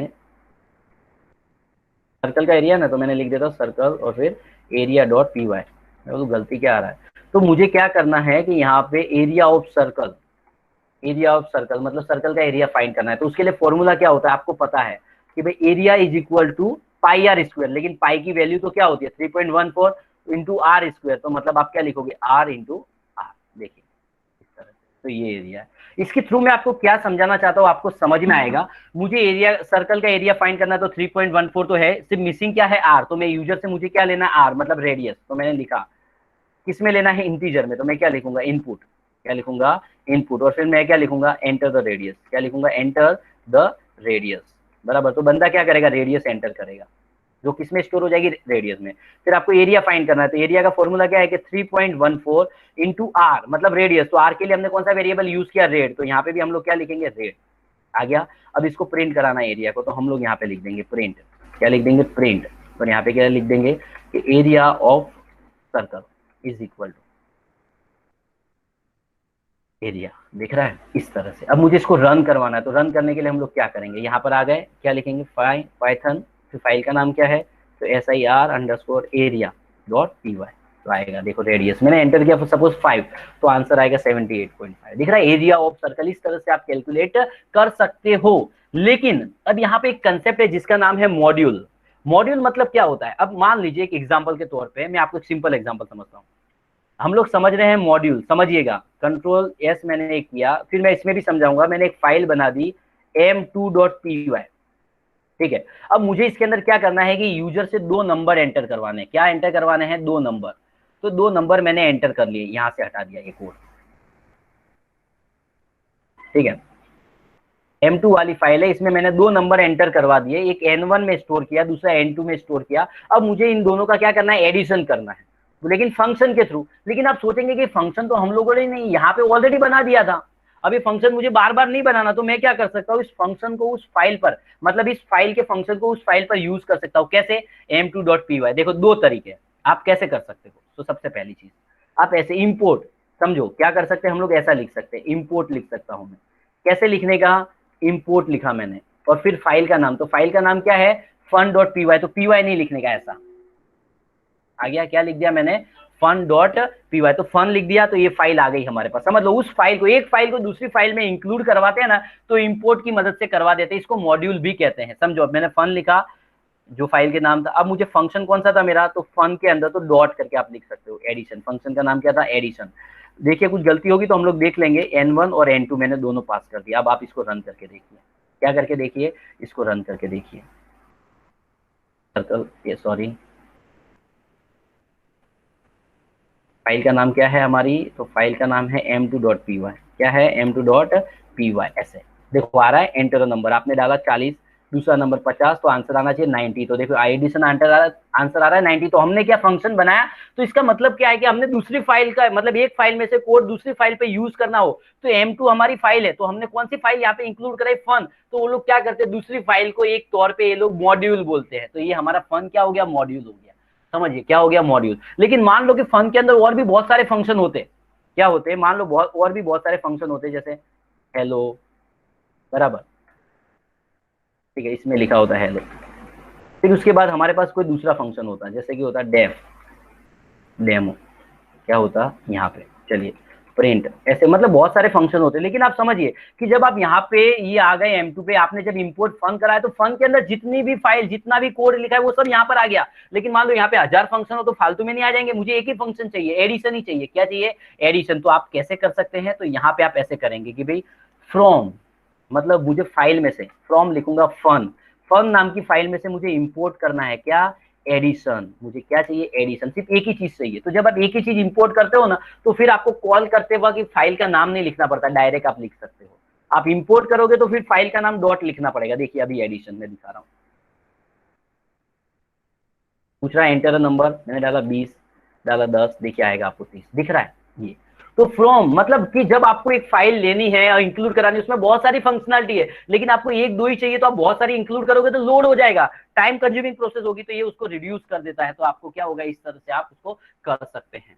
समझ में आया क्या कर सकते हैं, तो ये, तो इसी को मॉड्यूल कहते हैं। मैं आपको एक सिंपल बताऊं, जैसे हम लोग ने अभी एरिया फाइंड किया ना, मैंने एग्जांपल इसलिए लिया, तो उसमें क्या था 3.1, तो यहाँ पे एक रेडीमेड मॉड्यूल आता है जिसका नाम इंपोर्ट है, मैथ है, वो मैथमेटिकल वैल्यूज प्रोवाइड करता है। जैसे मैंने लिखा मैथ, ये नाम का मॉड्यूल है, देखो क्या है, मैथ। तो इस मैथ नाम के फंक्शन के अंदर क्या होता है कि एक इस मैथ के अंदर एक पाई नाम का फंक्शन है, तो आप ऐसे लिख सकते हो। मैंने पूरी फाइल इंपोर्ट करवाई है, तो देखिए ऐसे क्या लिख दिया, मैथ, क्या है, मैथ डॉट पाई, इसके अंदर उसकी वैल्यू है। देखो अब इसको आप रन करोगे ना, तो आपका आंसर अब क्या आएगा, इसको रन करके आप देख सकते हो। क्या है हमारी फाइल का नाम, अब इसमें हमने क्या लिखा है, सर्कल अंडरस्कोर एरिया, ठीक है, डॉट py, देखिए ऐसा, एंटर रेडियस, तो देखिए ऐसा आएगा, पूरा आ रहा है आंसर। समझ में आया। तो लेकिन आप सोचिए, तो हमने क्या किया, ये रेडीमेड वो फाइल हमने बनाई थी, ये फाइल पाइथन ने खुद प्रोवाइड की है। लेकिन अगर मुझे सिर्फ इसमें से पाई चाहिए होता तो मैं क्या लिखता कि फ्रॉम मैथ इंपोर्ट ओनली, क्या लिखेंगे हम लोग, पाई, समझे, इस तरह से। और उसको आप इस तरह से मतलब करके फिर नीचे पाई लिख सकते थे, तो उस तरह से भी आप हो सकता है। लेकिन कभी कभी आपको ऐसी जरूरत पड़ जाएगी, भाई मुझे देखना है कि ये जो लाइब्रेरी ये फाइल इंक्लूड कराई, इसमें कितने फंक्शन है, तो आप देखने के लिए आप ऐसा लिख सकते हो, प्रिंट dir डायरेक्टरी, और इसमें लिखना है मैथ। इन सबको लाइन को मैं कर देता हूँ कमेंट, क्या कर देता हूँ, कमेंट। तो आप देखोगे ना, तो मैथ के अंदर जितने फंक्शन होंगे ना, वो सारे आपको दिखाई देंगे ऐसे। देखिए ये इतने फंक्शन है, इसमें आप सर्च करोगे तो देखो आपको पाई मिलेगा, ये सारे फंक्शंस है। ऐसा नहीं कि सब पढ़ना इम्पॉसिबल है, जरूरत पड़ती है उसके अकॉर्डिंग आप सर्च कर सकते हो। तो इस तरह से, तो ये मॉड्यूल होता है, जो मॉड्यूल मतलब एक तरह की फाइल जिसको आप दूसरी फाइल में यूज कर सकते हो। लोगों ने बड़े बड़े नाम दे दिए, तो ऐसी कोई बहुत बड़ी बात होती नहीं है। डन। तो इस तरह से हम लोग पाइथन के अंदर कोड कर सकते हैं, कंडीशन लगा सकते हैं, यूजर से वैल्यू ले सकते हैं, कुछ भी लूप चला सकते हैं, फंक्शन बना सकते हैं, मॉड्यूल। तो पाइथन के अंदर हम लोग इतनी सारी चीजें कर सकते हैं। आई डोंट थिंक सो कि एक दिन के अंदर इससे ज्यादा मुझे लोगों को बताना चाहिए, नहीं तो सब ऊपर से चले जाएगा। तो प्रैक्टिकल के तौर पे, थियोरी के तौर पे आज के लिए इतना इनफ है। अब हमारा जो सेशन चालू होता है, अब मैं पूछना चाहूंगा क्वेरी, क्वेश्चन और आंसर। क्या है अब हमारा जो मैं लोगों से डिस्कस करना चाहूंगा, वो है क्वेश्चन आंसर। मतलब किसी को भी कोई भी क्वेरी है, तो अब आप हमसे सारी क्वेरी पूछ सकते हैं, राइट। कोई भी आपको जो भी क्वेरी है, समझ में आया, क्या आएगा, ऑटो, अब मुझे बोलिए, राइट। अब हर एक चीज, कोई भी देखो, जितना बताया था, क्योंकि एक दिन के अंदर इंसान की कैपेसिटी होती है, उतना ही हम सीख सकते हैं। इससे ज्यादा सब ऊपर जाएगा तो यहाँ तक। अब किसी को कोई भी क्वेरी है तो वो अनम्यूट करके भी पूछ सकता है। आई होप कि मैंने यहाँ तक जितना बताया आपको पाइथन के लिए समझ में आएगा। ध्यान रखिए, पाइथन के अंदर कोई भी बंदा मशीन लर्निंग में जाना चाहता है, कोई भी बंदा वेब डेवलपमेंट में जाना चाहता है, डेटा साइंस में जाना चाहता है, आईओटी में जाना चाहता है, तो उसके लिए कोर पाइथन स्ट्रांग होना बहुत जरूरी है। और मैं तो रिकमेंड यही करूंगा कि कोई भी बंदा मशीन लर्निंग या किसी में भी जाना चाहता है, तो वो पहले कोर पाइथन सीखे, उसके बाद जेंगो फ्रेमवर्क सीख ले। क्यों? जेंगो फ्रेमवर्क सीख ले। उससे बेनिफिट क्या होगा कि जब आप कोर पाइथन सीखते हो ना, तो कोर पाइथन में क्या होता है, प्रोग्रामिंग के सारे फंडामेंटल आपको सीखने मिलते हैं। मतलब क्या कि भाई आप कंडीशन कैसे लगाते हैं, लूपिंग कैसे करते हो, फंक्शन कैसे बनाते हैं, एरर हैंडलिंग कैसे, वो सारे सीखने मिलते हैं। फिर उसके ऊपर से आपको बहुत सारी लाइब्रेरिया, जब आप जेंगो करोगे तो उसमें प्रोजेक्ट बनता है, तो उसमें लारावेल की बहुत सारी लाइब्रेरिया, बहुत सारे लॉजिक्स, बहुत सारे फंक्शन, कोडिंग स्ट्रक्चर सब यूज होता है, तो आप इजीली सीख सकते हो।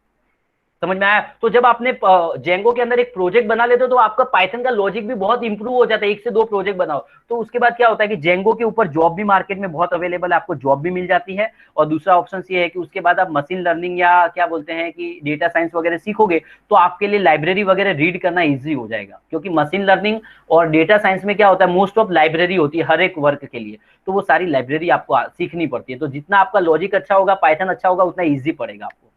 ठीक है। अ, सर किसी ने पूछा है, ये सागर कुमार, कि sir what is the prerequisite to learn Django except core Python. तो उसके लिए देखिए, पाइथन के लिए, जेंगो सीखने के लिए 3 चीजों की रिक्वायरमेंट होती है। पहला तो core Python must be strong, जो आप जानते हैं। सेकंड चीज, आपको डिजाइनिंग आना चाहिए, मतलब HTML CSS bootstrap template editing, क्योंकि अगर आप प्रोजेक्ट बनाओगे तो उसकी डिजाइन उससे बनेगी। थर्ड चीज, कोई भी एक डेटाबेस आपका स्ट्रॉन्ग होना चाहिए, लाइक MySQL, SQL, तभी आप उसके बीच उसका ORM समझ सकते हैं। तो ये 3 प्री रिक्विजिट्स है। iOS और लारावेल की ट्रेनिंग चाहिए, then what are the procedure. आप अगर हमारे यहाँ पे लारावेल चाहते हैं तो आप, मैंने बताया कि अगर कोई और क्वेरी आप चाहते हैं इसके अलावा पे, तो जिनको नहीं पता है वो, मैं आपको अपना नंबर शेयर कर देता हूँ, बाद में आप मुझे कॉल कर सकते हैं इस नंबर पर। राइट, उसमें हम लोग आपको सारी डिटेल्स प्रोवाइड कर देंगे। राइट। इसके अलावा किसी का कोई क्वेश्चन है? आई होप कि इसमें HOD सर भी है, दास सर भी है, और भी कोई सर होंगे, मैं सभी को तो नहीं हेलो। जानता, तो किसी को कोई क्वेरी हो तो बोल सकते हैं। Yes please. हाँ, बड़ी वेबसाइट में क्या होता है कि एक साथ 2 से ज़्यादा लैंग्वेज होती है, तो पाइथन के साथ कौन सी और लैंग्वेज सपोर्ट करती है अच्छी तरह नहीं, से? किसी भी, देखो किसी भी लैंग्वेज के अंदर आप कोई भी लैंग्वेज, मल्टीपल लैंग्वेज यूज कर सकते हैं। It depends on project.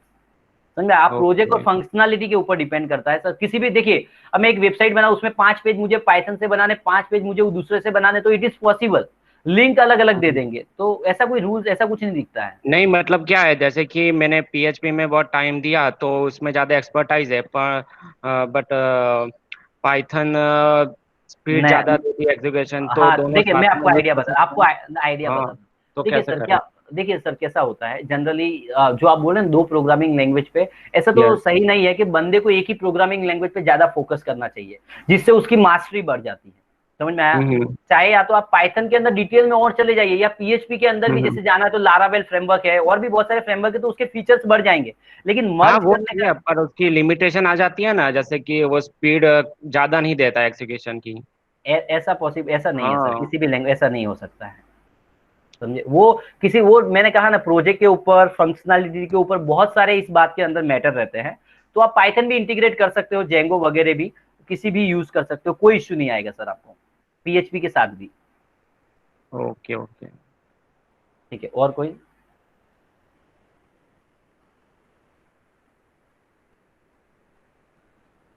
देखिए, आपने ये सागर कुमार रोकर का क्वेश्चन है कि सर मैं बहुत 6 महीने से मशीन लर्निंग सीख रहा हूँ। ठीक है, वो सभी सीनियर्स वगैरह मुझे बोल रहे हैं कि भाई मशीन लर्निंग में जॉब नहीं है। मैं आपको एक करियर बताऊं, एक इसका ऑप्शन बताता हूँ। देखिए, अब बात तो मैं गलत नहीं बोल सकता, लेकिन अहमदाबाद, मतलब इंडिया या गुजरात की अगर हम लोग बात करें ना, तो हमारे यहाँ पे मशीन लर्निंग और इसका इतना ज्यादा स्कोप नहीं है फिलहाल। ऐसा नहीं कि इन फ्यूचर में नहीं होगा, अभी नहीं है। बैंगलोर, पुणे में मे भी ज्यादा हो सकता है, लेकिन हम लोग गुजरात को अगर मैं बात करूं तो इतना ज्यादा नहीं है। तो इसका सॉल्यूशन क्या है कि आप पाइथन विथ जेंगो फ्रेमवर्क पहले सीख लीजिए। पाइथन सीखिए, फिर जेंगो फ्रेमवर्क सीखिए, और फिर मशीन लर्निंग पे काम करते रहिए। तो इससे बेनिफिट क्या होगा कि जब आपको जॉब की जरूरत होगी, तो Python with Django framework market में चलता है, उसके ऊपर जॉब अवेलेबल है, तो इजीली आपको पाइथन में जॉब मिल जाएगी। और आप एक बार आपके पास पाइथन में जॉब हो गई, उसके बाद आप अपना सीखते रहिए AI, मशीन लर्निंग, और जब उसमें स्ट्रांग होंगे तो बाहर पे कहीं पे भी अप्लाई कर सकते हैं। बैंगलोर है, पुणे है, किसी भी कंपनीज में वगैरह आप अप्लाई करेंगे तो आपको इजीली जॉब मिल जाएगी। एक फ्रेशर लेवल पे हो सकता है डिफिकल्ट हो कि भाई मशीन लर्निंग पे लोग रखें, लेकिन उसको आप ऐसे सॉर्ट आउट कर सकते हैं। इस प्रॉब्लम का सॉल्यूशन आप ऐसे ला सकते हैं। और सभी लोगों को एक हमने फीडबैक फॉर्म भी यहाँ पे सर ने लिंक सेंड किया, आपको जैसा लगा हो, राइट, आप उस पर फीडबैक फॉर्म पे फिलअप करके, अच्छा बुरा लगे, अच्छा लगे तो थैंक यू वेरी मच। कुछ बुरी चीजें भी लगी हो, कुछ गलत हो गया हो तो वो भी उसमें आप लिख दीजिए, तो हम लोग we will try to improve our session more and more, जिससे वो ज्यादा से ज्यादा लोगों के लिए हेल्पफुल यूजफुल हो सके। How is the scope in cloud computing, AWS और एंड डॉकर? दोस्त ये क्वेश्चन तो पाइथन के रिलेटेड है ही नहीं, ये क्वेश्चन तो आपको नेटवर्क एडमिनिस्ट्रेटर, मतलब जो बंदा नेटवर्क पे काम करता है वो दे सकता है। मैं जानता हूं इसके बारे में, लेकिन मैं आपको नहीं इसके बारे में बता पाऊंगा, क्योंकि it is not related to programming language. हाँ यस है, अभी एडब्ल्यूएस वगैरह में, डॉकर में बहुत स्कोप है। अगर नेटवर्किंग में आप जाओगे तो कंपनीज के अंदर, प्रोफेशनल में कंपनीज के अंदर बोलूं, इसी पे काम होता है। एडब्ल्यूएस अभी क्लाउड का बड़ी बड़ी एप्लीकेशन लोगे तो उसके अंदर परफॉर्मेंस डाउन होता है, क्लाउड की बहुत जरूरत है, बहुत अच्छा स्कोप है। अगर आपको नेटवर्क प्रोग्रामिंग में इंटरेस्ट नहीं है, नेटवर्किंग में इंटरेस्ट है, तो लिनक्स विद रेड हैट उन सबके साथ आप एडब्ल्यूएस कर सकते हो, आपको अच्छा रहेगा।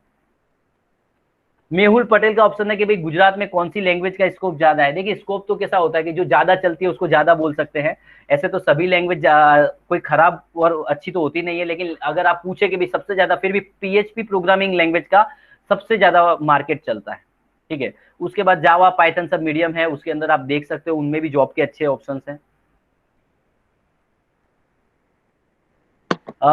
Had took the course in crashed data in Udemy? No, I haven't checked, ठीक है। मैं किसी भी एकेडमी को, मेरा नियम ऐसा है कि मैं किसी भी ट्यूटोरियल साइट या एकेडमी को फॉलो नहीं करता हूँ। क्यों? अगर मैं फॉलो करूंगा तो शायद मुझे उनसे कुछ अपनी अच्छी चीजें लगे तो मैं उनको फॉलो करने लग जाऊंगा। मैं चाहता हूँ कि मैंने जैसे सीखा था, जो स्ट्रगल मैंने किया था, तो मैं उसी के बेस पे लोगों को सिखाता हूँ। इसलिए मैं कोई साइट, शायद मेरा टेक्निक भी लोगों से अलग ही होगा, मैं अपने हिसाब से ही सिखाता हूँ। ओके कोई इश्यू नहीं, वेल एंड गुड है, लेकिन ऑनलाइन आपने जो यूडेमी वगैरह से सीखा है वो मेरे को नहीं लगता कि इतना ज्यादा यूजफुल होते हैं ऑनलाइन। आपको किसी की फिजिकल जाके किसी एक्सपर्ट से आपको सीखना चाहिए, उसमें ज्यादा बेनिफिट होता है। यूडेमी वगैरह तो वीडियो रिकॉर्ड कर देते हैं, प्रॉब्लम सॉर्ट आउट नहीं होती है। So I do not recommend to anyone to get the to learn over the internet using like Udemy है, ये है, वो इतना बेटर नहीं है। This is my personal suggestion हो, नहीं I am not blaming anyone like कि भाई बंदा दूसरे के दूसरा राय हो सकता है। इट्स माय पर्सनल ओपिनियन, मुझे नहीं लगता है, मजा नहीं आती है उसमें। एनीबडी एल्स, किसी को और भी कोई क्वेश्चन है पूछिए भाई, कुछ पाइथन के रिलेटेड पूछो, इसमें तो ज्यादातर मुझे पाइथन के क्वेश्चन तो दिखे ही नहीं। हेलो। हाँ हाँ यस यस प्लीज बोलिए। ऐसे तो सब कंप्लीट चल रहा है, लेकिन अभी सडनली क्या हुआ मेरे प्रोजेक्ट में पता नहीं। प्रोजेक्ट मैंने आधा किया हुआ था और अभी एक मॉड्यूल ऑब्जेक्ट नॉट फाउंड करके एरर आ रही है, उस एरर को सर्च किया। हाँ जेंगो में मॉड्यूल नॉट ऑब्जेक्ट, मतलब आपने जो मॉड्यूल इंस्टॉल उसके अंदर उसको मिल नहीं रहा है, राइट। तो जो हम लोग पिप इंस्टॉल करते हैं ना, सपोज आपने एक जगह से दूसरे, तो उससे वो आप मॉड्यूल, सारे मॉड्यूल मैंने वर्चुअल एनवायरनमेंट में इंस्टॉल करके ही रखे, और मॉड्यूल ऑब्जेक्ट नॉट कॉलेबल दिखा रहा है। तो वो इश्यू मैंने बताया, कभी कभी ऐसा इश्यू दिखाता है, लेकिन दोस्त वो देखे, रीजन यही होता है, या तो मॉड्यूल कहीं डिटेक्ट नहीं हो रहा हो, या कोई प्रॉब्लम हो रही हो मॉड्यूल के रिलेटेड, कुछ फाइल में कुछ इश्यू आ गया हो, तब ऐसा होता है। तो इश्यू क्या है वो कोड देखेंगे। बहुत हाँ हाँ आ सकते हैं। जब आप एक जगह से दूसरी जगह मूव किया था आपने? नहीं मूव नहीं किया, ऐसा का ऐसा ही है, और अचानक खोल के देखा तो अभी एक हाँ मैं आपको सॉल्यूशन बताता हूँ क्या करना है। आप एक नया वर्चुअल एनवायरनमेंट बनाइए और उसके अंदर एक जेंगो नया इंस्टॉल कीजिए, और उसके अंदर जितनी लाइब्रेरीज की जरूरत है ना वो सारी उसमें इंस्टॉल कर दीजिए आपको, बराबर। और उसके अंदर आपके जितनी फाइल है सब ले लेके धीमे धीमे उसमें करिए, वरना अदरवाइज आप एरर ढूंढ नहीं पाएंगे। तो उससे आपका उसका प्रॉब्लम सॉल्व हो जाएगा। एक और फ्लो पे सर्च मारा फिर भी उसका कोई सॉल्यूशन नहीं मिल पाएगा, नहीं, क्योंकि वो इश्यू अलग तरह का है, वो उसका नहीं मिल पाएगा। ठीक है, थैंक यू सर। ओके। तो किसी ने क्वेश्चन है कि भाई डिफरेंस बिटवीन पाइथन एंड जाइथन, अरे ऐसा नहीं होता है। उसके अंदर क्या होता है, जो मैंने बोला ना कि कंपाइलर यूज होते हैं अलग अलग तरह के, सी कंपाइलर आता है, ऐसे अलग अलग टाइप के बहुत सारे कंपाइलर यूज है। जैसे मैंने पाइथन में भी वर्ड किया कि भाई आप जब कोड लिखते हो तो उसको क्या होता है कि कंपाइलर क्या करता है कि भाई वो आपके सोर्स कोड को उसमें कन्वर्ट कर देता है। तो उस तरह से अलग अलग तरह के कंपाइलर यूज होते हैं। तो पाइथन में क्या बोलते हैं, सी कंपाइलर यूज होता है या यूज होता है, तो उसको जाइथन भी बोलते हैं। वो कंपाइलर के ऊपर है, नेमिंग वर्ड है, मुझे इतना अभी याद नहीं है नाम उनके, लेकिन उसके ऊपर रहते हैं, राइट। आई होप कि जितना हम लोगों ने देखा प्रैक्टिकली आप लोगों के लिए यूजफुल हो, आप लोगों को समझ में आया हो, और मेरे अकॉर्डिंग आई होप कि आप लोगों को पॉजिटिव सभी को मिले। सर एक और क्वेश्चन था। सर आवाज बहुत आ रही है। Hello. हाँ sir. There is one question from Raj to me. Will it support automatic type conversion in Python? That is the question from Raj to me. क्या है सर, आवाज नहीं आ रहा है आपकी। Is Python is support automatic type conversion? अच्छा, automatic type conversion, हाँ यहाँ के मैं ऑटोमेटिक टाइप कन्वर्जन तो आई थिंक नहीं होता है इसके अंदर, आपको कन्वर्ट करना पड़ता है। वो ऑटोमेटिक डेटा टाइप अलोकेट करता है जो प्री डिफाइंड है, समझे? जैसे आप इंटीजर वैल्यू ले रहे हो तो अलोकेट करता है, फ्लोट ले रहे हो तो अलोकेट कर रहा है, बुलियन ले रहे हो तो अलोकेट कर रहे हो। लेकिन आपको कहीं पे अगर टाइप कन्वर्जेशन करना है तो उसको कैसे पता चलेगा कि किस में कन्वर्ट करना है, तो वो सपोर्ट नहीं करता है, वो आपको मैन्युअली करना पड़ेगा। Okay. ठीक है, Anybody else has questions?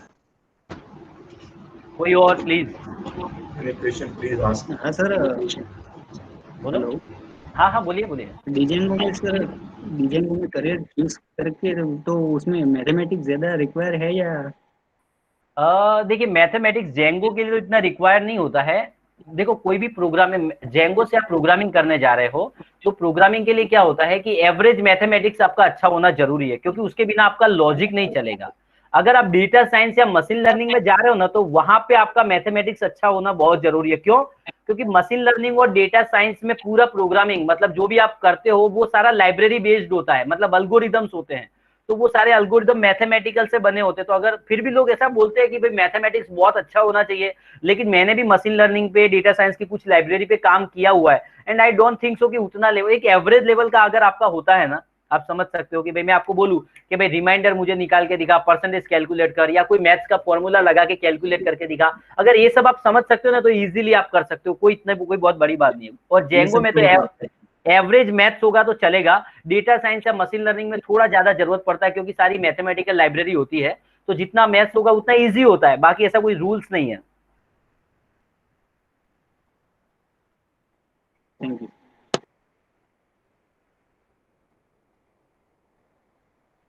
Gaurang Kumar sir, I want to create chatbot और AI based app in Python. But दोस्त देखो, सबसे पहले तो मैं आपको यही बोल रहा हूँ कि भाई अगर आप किसी में भी बनाना चाहते हैं मशीन लर्निंग या एआई में, तो सबसे पहले ना आप क्या कीजिए, कोर पाइथन अच्छे से सीख लीजिए। जब वो अच्छे से आता है, फिर एटलीस्ट जेंगो फ्रेमवर्क सीख के उसके ऊपर एक प्रोजेक्ट कीजिए। तो उसमें क्या होगा, जेंगो फ्रेमवर्क का फायदा क्या है कि आप कोई प्रोजेक्ट बनाओगे तो उसमें बहुत सारी लाइब्रेरीज, बहुत सारे लॉजिक्स, बहुत सारे कोडिंग यूज होते हैं, तो पाइथन की अंडरस्टैंडिंग बहुत अच्छी हो जाएगी। और उसके बाद आप कोई भी लाइब्रेरी, मतलब जैसे मशीन लर्निंग है उसमें टेंसरफ्लो है, साइकिट लर्न, पांडास, नमपाई, सारी लाइब्रेरीज यूज करके आपको चैटबॉट बनाना है, एआई बनाना है, तो आपके लिए इजी हो जाएगा। अदरवाइज थोड़ा डिफिकल्ट पड़ सकता है, ऐसा है।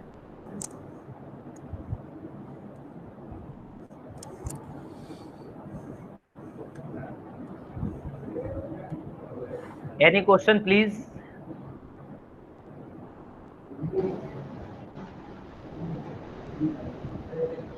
If there is no questions, then you can please ask if you have any questions, guys.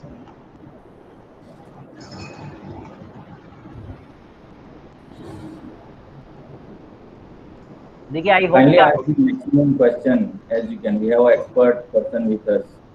If you have any doubt, if you are working with Python, and if you have any doubt regarding any practical issues, then we have an expertise person with us. Kindly ask the question. एक सागर कुमार का question था कि any good certification course for Django to put in resume. नहीं, Django के अंदर तो मुझे अभी फिलहाल नहीं लगता है, प्रोग्रामिंग रिलेटेड फ्रेमवर्क है, तो इसके अंदर कोई अगर सर्टिफिकेट आता तो याद नहीं है मुझे, या मैंने देखा नहीं है कि कोई सर्टिफिकेट करना पड़ता है। जेंगो आपको आ जाए और आप उस पर प्रोजेक्ट कर लो, वही इसका सर्टिफिकेट है।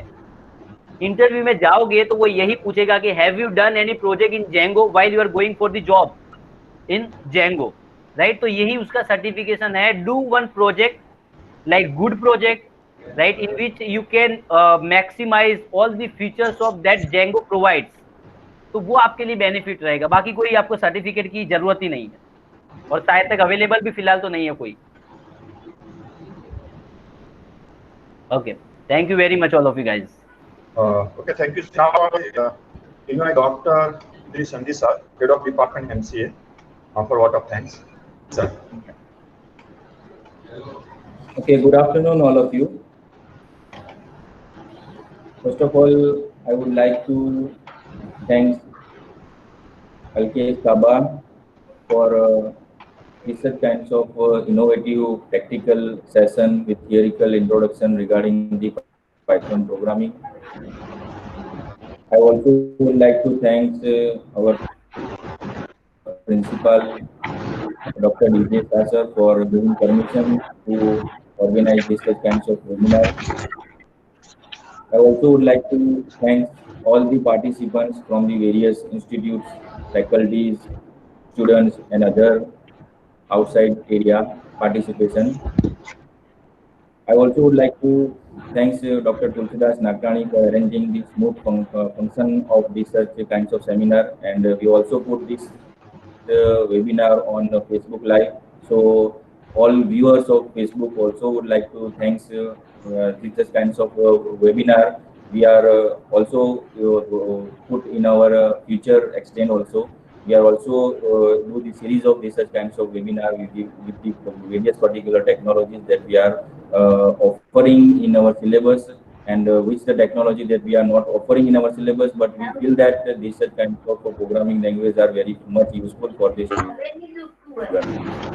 So thank you very much. Thank you, sir. Thank you very much, HOD sir, principal sir, and Das sir for arranging and for inviting Praxware Technologies there. Right? Thank you very much, all of you guys, for being with us at least for 2 hours. I hope it would be useful for you, for all of you guys. Thank you very much, sir.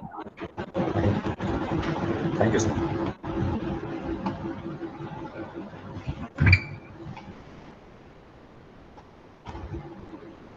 Now everyone can leave the meeting.